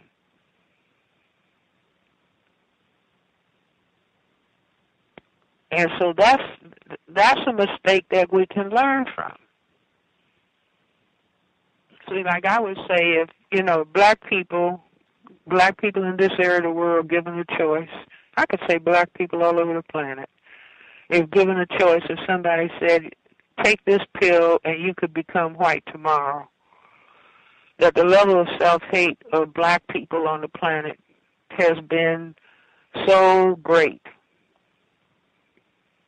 that 90% of black people would want to become white by tomorrow morning. And, we just have to observe that and say, well, that's fascinating. But we do understand that we are in a system of racism and white supremacy. And each time that you turn on the television, you're getting a dose, a big dose. Every time you open a magazine, every time you open a book, every time you go to a movie. If you go to a movie and you just see white people, you're seeing the negation of black people. Because there are no black people.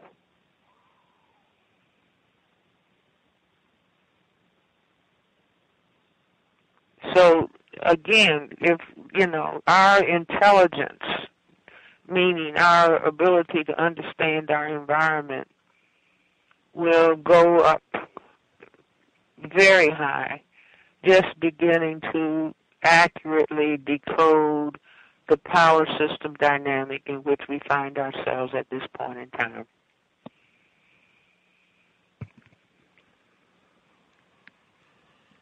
Hope that answered your questions, Mr. Noble. Appreciate you dialing in. The person that dialed in, last four digits, 6978. 6978. Did you have a question for Dr. Welsing? Your line should be open. Yes, Madam Doctor. I respectfully want to ask you your view as far as tattooing and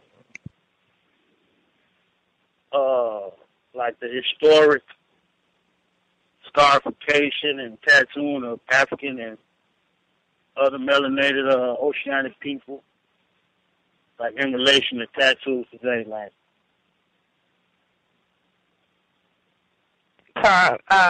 Devar, can you repeat that, please?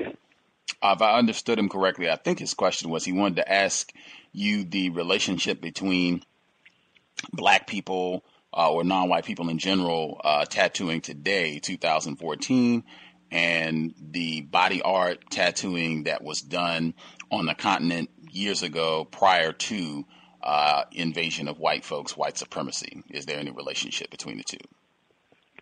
Well, you see, what was done in those cultures based on what were the cultural dynamics. I mean, they were not being dominated by racism, white supremacy. Today, we're dominated by racism, white supremacy in this area of the world. Do you see? And black people, just with their skin alone, under the system of white supremacy, that becomes a negative mark in the system. And what if I go in and I've got tattoos all over me? That also becomes a negative mark.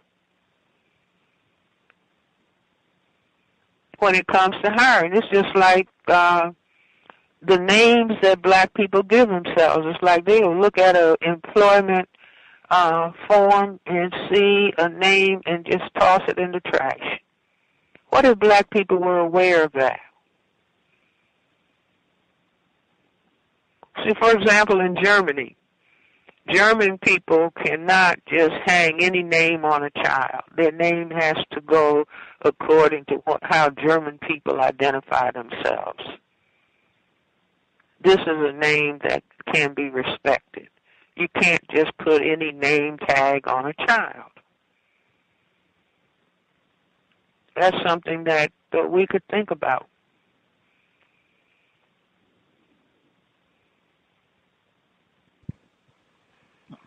Hope that.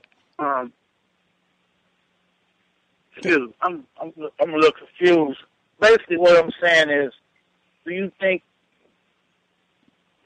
melanated people in general just like body art, like historically, like it seems like we do this on a global level, on some form, in some form, whether it be scarification or actual tattooing, where we get the very word tattooing from?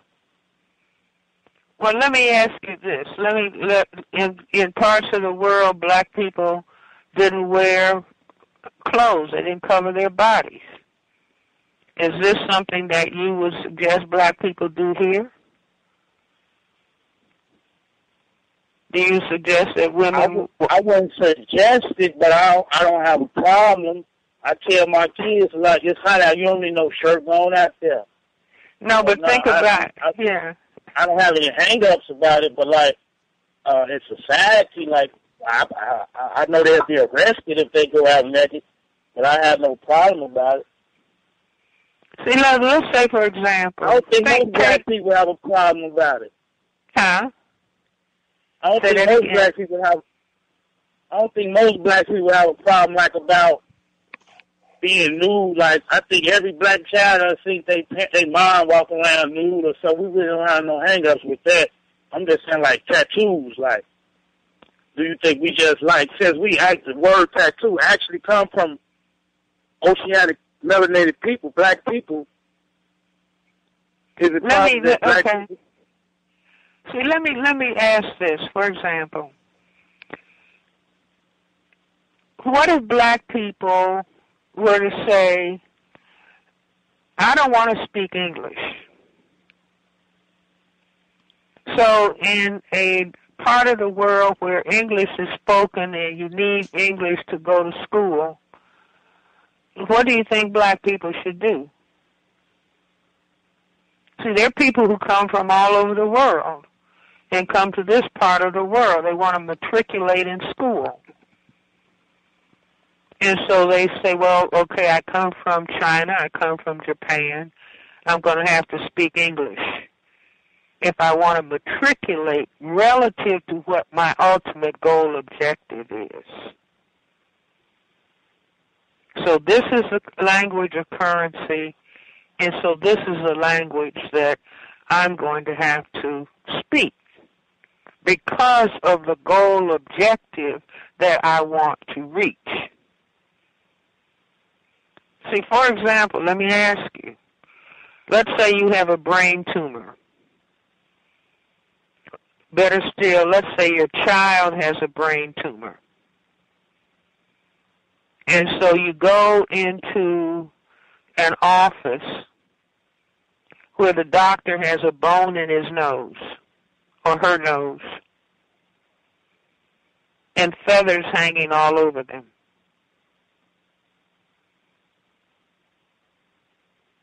What are you going to do?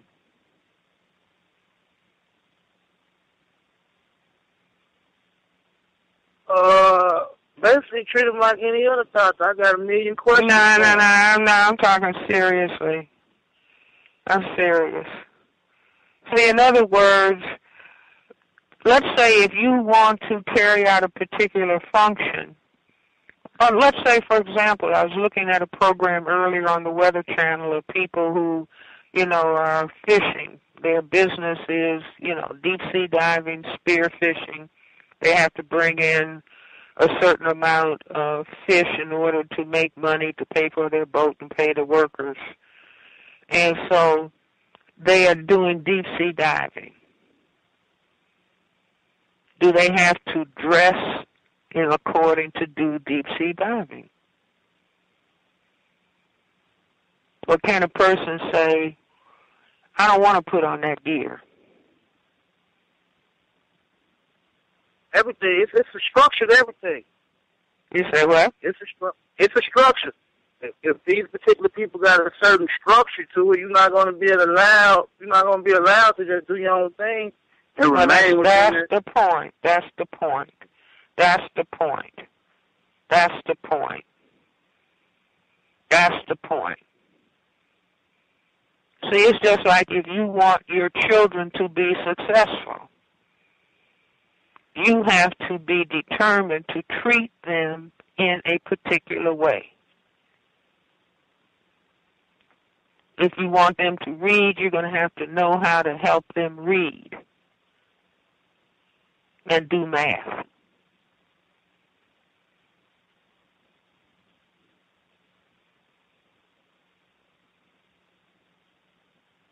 You see, now somebody, let's say you're determined that you want your children to succeed. Somebody might come along and say, it's okay to smoke marijuana around your children.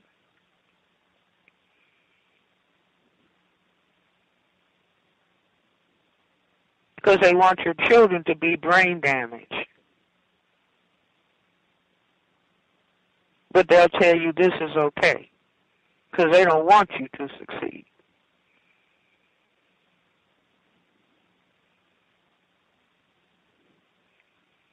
So it's like, well, how do I need to behave? How do I need to function in order to achieve my goal objective of being second to none of anybody on this planet?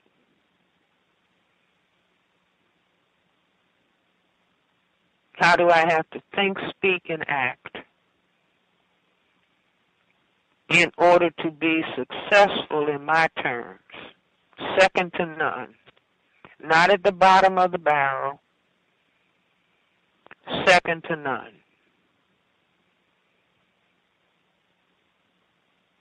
How do I need to behave if I want to become a mathematician? How do I need to behave if I want to become an engineer? How do I need to behave if I want to be determined to get a scholarship? How do I need to behave if I want my home to function in a calm, harmonious manner? Can I fight in front of my children? Me and my wife, me and my husband cursing each other out, throwing furniture at each other, frightening the children to death? Is that the way I need to behave? Or do I need to behave in another way to achieve the goal objective that I have in mind?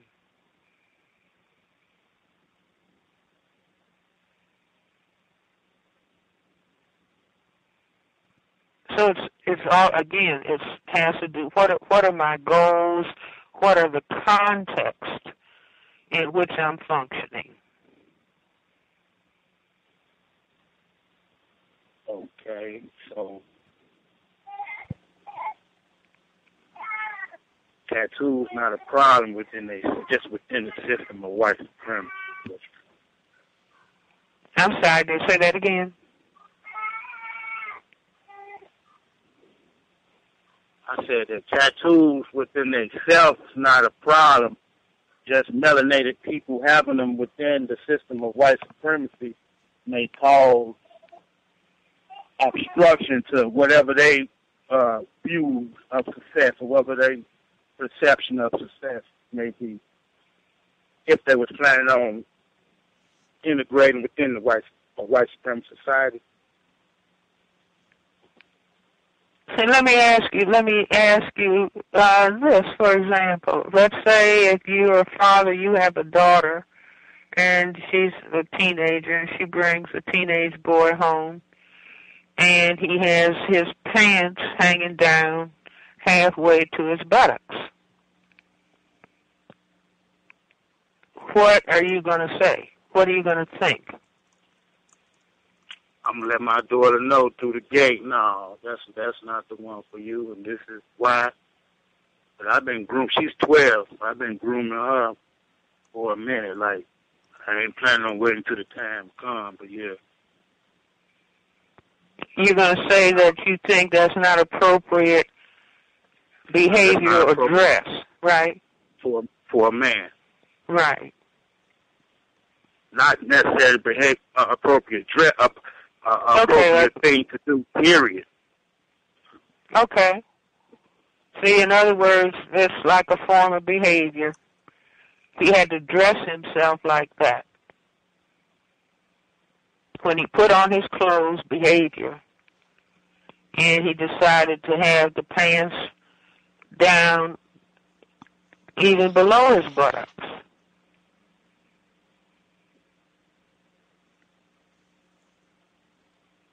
Right. You see, will you say, right. That's fine, that's okay? Or would you say, ma'am. Yeah, right. No, ma'am. That's not okay at all. Okay. She know that. Okay. You see, in other words, it's like everything is about conduct relative to goal objectives. Your goal objective is to see that your daughter has somebody who is respecting themselves, who in turn will respect her, and should she be interacting with them, she would be safe.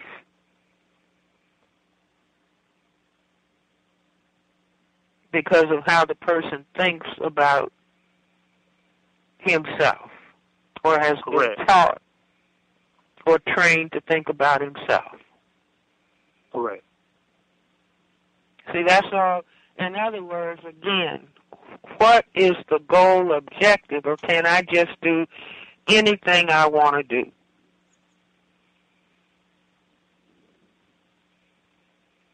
Or do I have to conduct myself relative to what it is I'm attempting to achieve?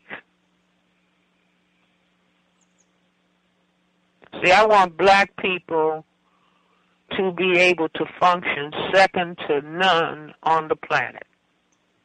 I want black people to be able to value themselves and value one another, relate to themselves, relate to one another, second to none, so that anybody on the entire planet, anybody in the solar system, looks at us and says, wow, these are the most dignified, highly self-respecting people in this entire galaxy. So everybody could do nothing but look at us and have the highest level of respect for us as black people. Yes, ma'am. See, second to none. Because the creator of the universe, whoever that is, made us the mothers and fathers of everybody. So why shouldn't we be having a standard of conduct, a standard of how we value ourselves that is second to none because we're the parent people.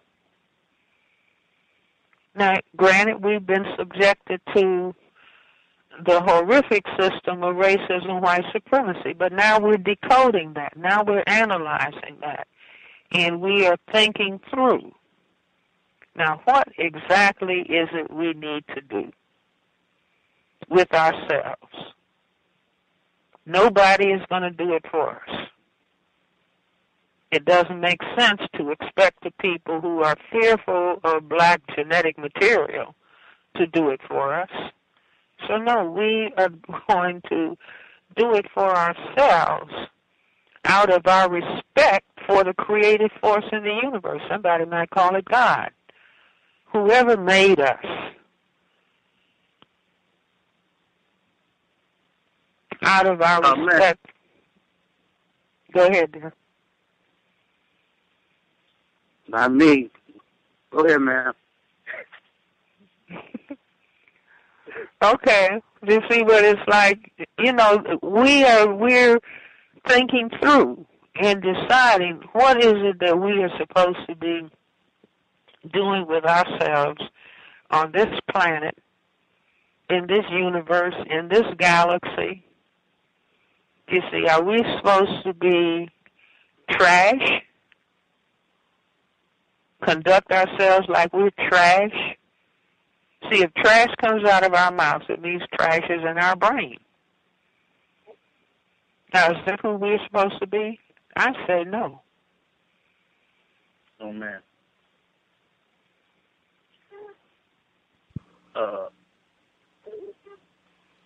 I'm thinking about I got tattoos. I was thinking of making my next tattoo a Neely Fuller quote. Well, you know, I mean, in other words, can't you just have it in your mind? I'm trying to pick the word. I'm trying to create the climate. Every tattoo I got is a statement. Okay. Thank you, sir. Okay, I love you and respect you if you have them all over your body. I'll just say, well, why is that necessary, right? Black power. Because, you know, a lot of people walk up and say, what's that? What's that? Why you got black power? And, you know, different stuff. Yeah. Yeah.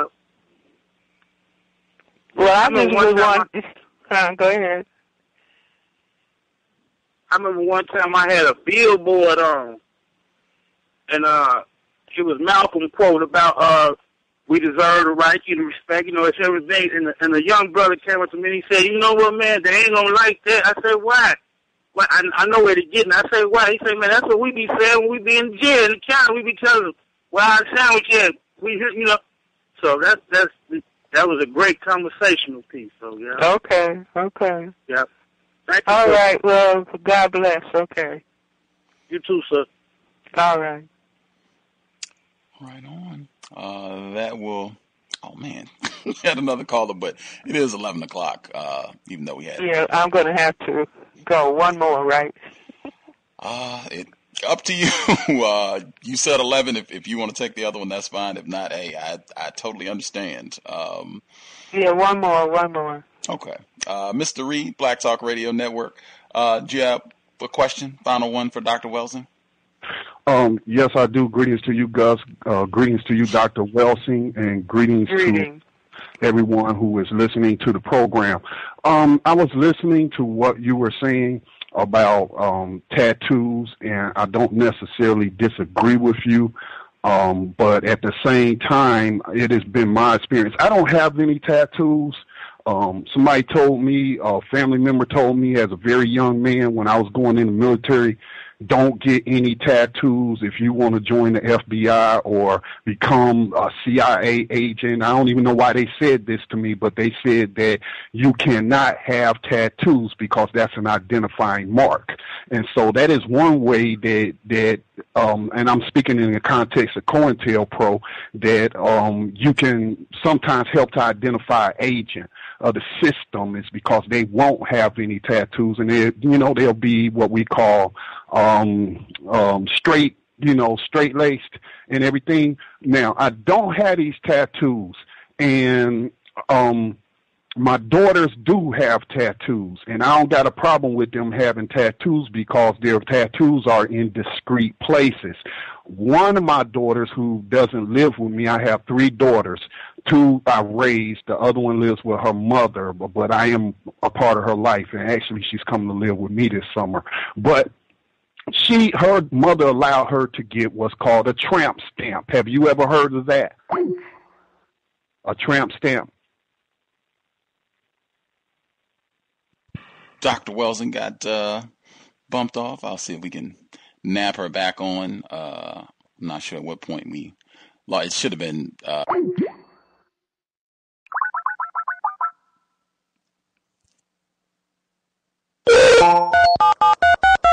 Access code accepted. This conference is being recorded. Q&A session started. And hang up. I don't want to hold anybody. We're sorry about that. I got dropped. I'm not sure what the issue was, but we should have Dr. Welsing back so she can answer your question. Uh-oh. Let me try that one more time. Oh, I did it the wrong way.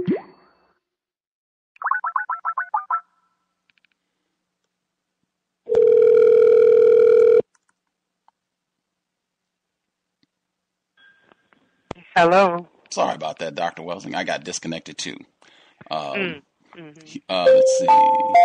This service is provided in...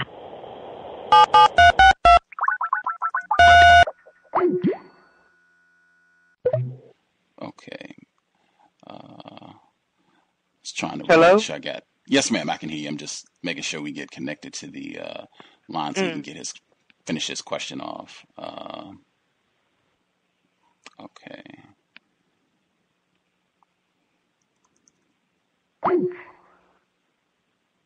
All right.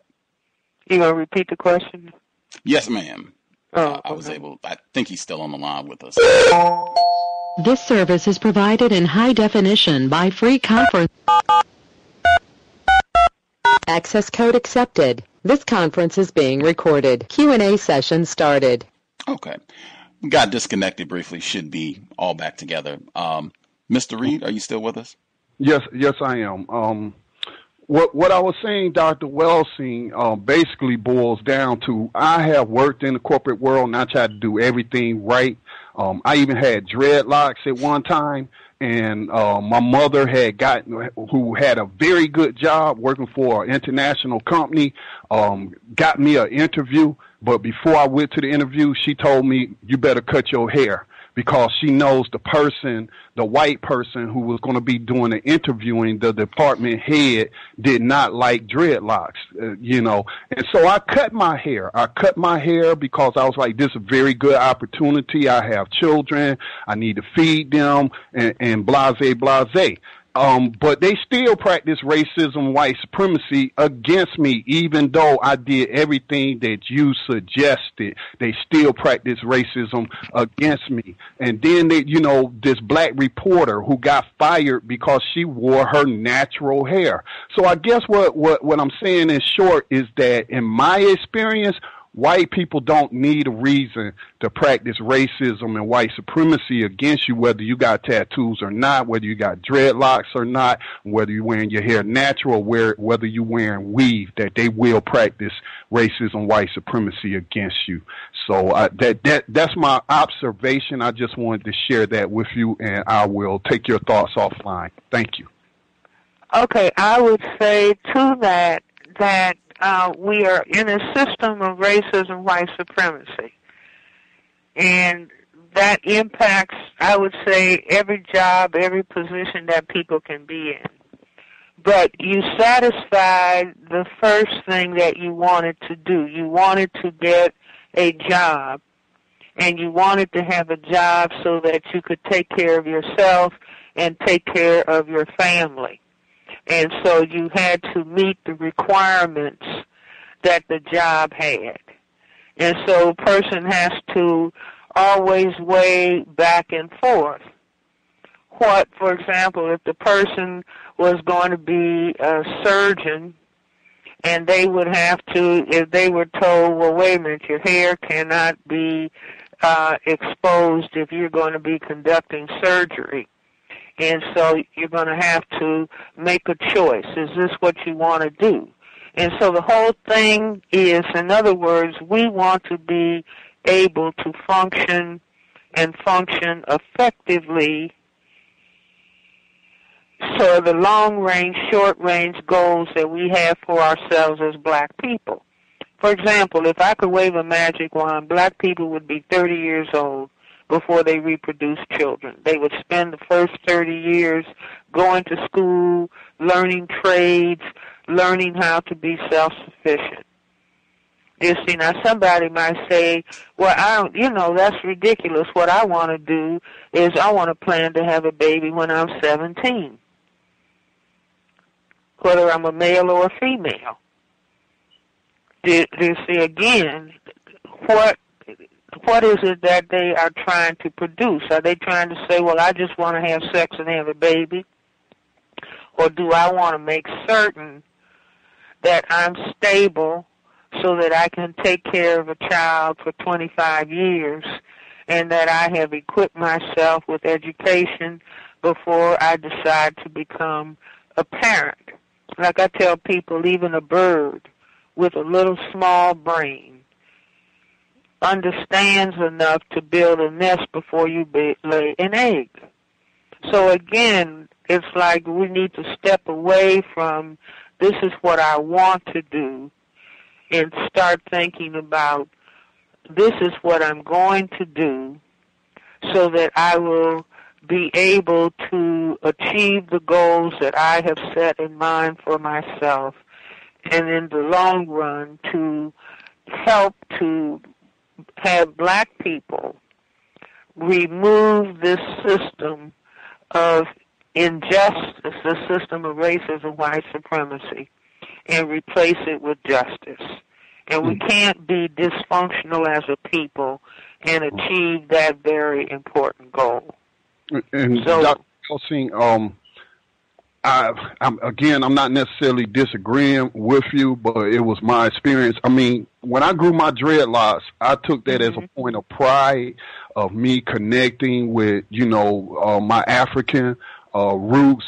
But like you said, I cut my hair. It was not a requirement. This was this white male's preference. It was not a requirement. I wasn't working around food or machinery or I was working in a lab, and so there wasn't a requirement. He just don't like black people with dreadlocks. He don't like natural hair. But like you said, I had a family to feed. I did what I needed to do. Now, once I got the job and got a little position in there, was moving up the ladder, I was like, well, it was worth it. It was worth it. But then they started really practicing racism and white supremacy against me, and I drew the line at I was not going to go along with them mistreating black females.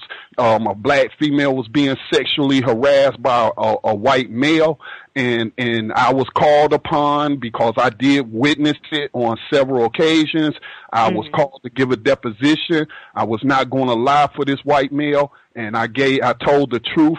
And I was subsequently retaliated against and lost my job. So everything I sacrificed to do, cutting my hair, I felt really depressed about that. Here I didn't cut my hair. I've presented myself in a professional manner, but I drew the line at lying for a white male that was mistreating a black female, and I still lost my job. So, I'll say this again, Dr. Welsing, it's been my experience that they don't need a reason to practice racism, white supremacy. They'll make up one, or they do it just because that's what they do. Thank you, though, for your thoughts. No, I understand exactly what you're saying. In other words, because you cut your hair, that doesn't mean that the system of racism, white supremacy disappeared.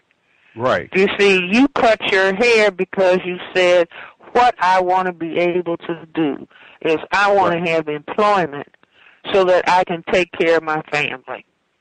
You see, racism, white supremacy would rather say, well, this is a black man and he didn't take care of his children. And so, I'm just going to think about him negatively and think about all black people negatively. But you said that you, for yourself, you didn't have this discussion with him. You said, I want to be able to have a job so that I can take care of my children. And it's just like somebody going, for anybody, going for a job interview. How do you present yourself? You see, the person who said, my style is to have my pants halfway down my buttocks. And I want a job. They don't employ people who have a belt halfway down their buttocks in many job situations.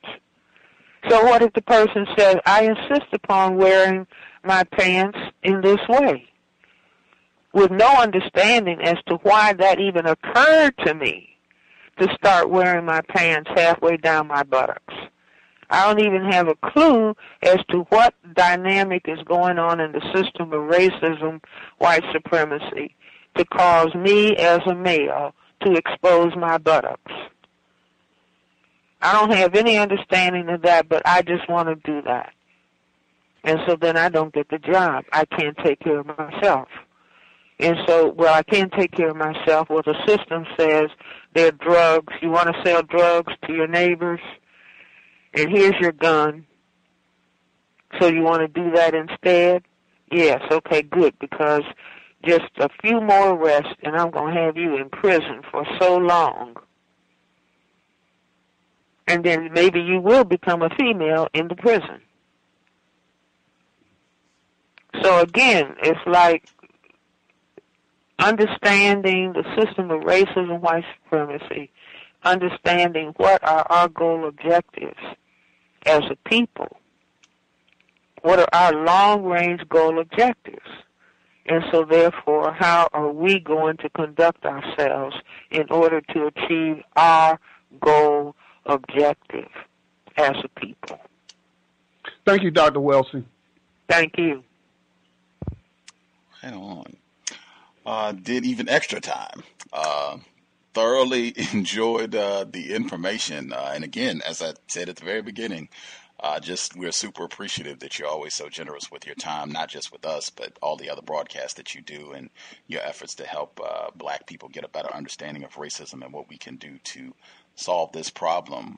We will allow you to recoup, and hopefully you'll have an outstanding week. We will definitely be on the lookout, hoping that you can get ISIS Papers Volume 2 finished up to give us some more constructive reading. And again, just want to thank you for sharing quite a nice chunk of your Sunday evening with us, Dr. Welsing. Okay, thank you for having me, and thank you for the work that you do. We appreciate it. Get some rest, and we will be in touch, Dr. Welsing. All right, then. Mm-hmm. Good evening. Bye now. Wowee. 4 hours plus that she hung out with us this evening. 4 hours plus. Always a treat to hear from Dr. Welsing, and that should not be minimized. We talk about valuing your time and energy pretty regularly here at the Context of White Supremacy. That in and of itself. Hopefully folks got some constructive info. We will be back on Wednesday. We should have a white person. Always look forward to talking to racist suspects. Normal broadcast time, 8 p.m. Eastern, 5 p.m. Pacific. You can check the update description and everything should be up. Black Talk Radio Network by Tuesday. Also on Facebook. You can follow us on Twitter at Until Justice. Again, at Until Justice. Invest if you think the broadcast is constructive. Racism-notes.blogspot.com. Racism-notes.blogspot.com. PayPal is in the top right corner. Listener supported. Counter Racist Radio. We will close out with Dr. Welsing's prayer, depending on which version of the ISIS papers you have. It might be in the back of the book if you have a newer version. If you have an older version, then it won't be there. But the newer version, the Liberating Black People's Prayer. Thou who art blacker than a trillion midnights, whose eyes shine brighter than a billion suns, thou whose hair doth coil tighter than a million springs, radiating all energy throughout the universe, we beseech thee, one and only one, to give us total strength to carry out thy will for the universe, to establish justice on planet Earth and live in peace. Ashe. It has been time. Replace white supremacy with justice as soon as possible. Context of White Supremacy, signing out. Thanks all for tuning in. I'm a victim, brother. No problem. You're a victim. Man, I'm a victim of 400 years of conditioning. Shut up. The man has programmed my conditioning. Even my conditioning has been conditioned.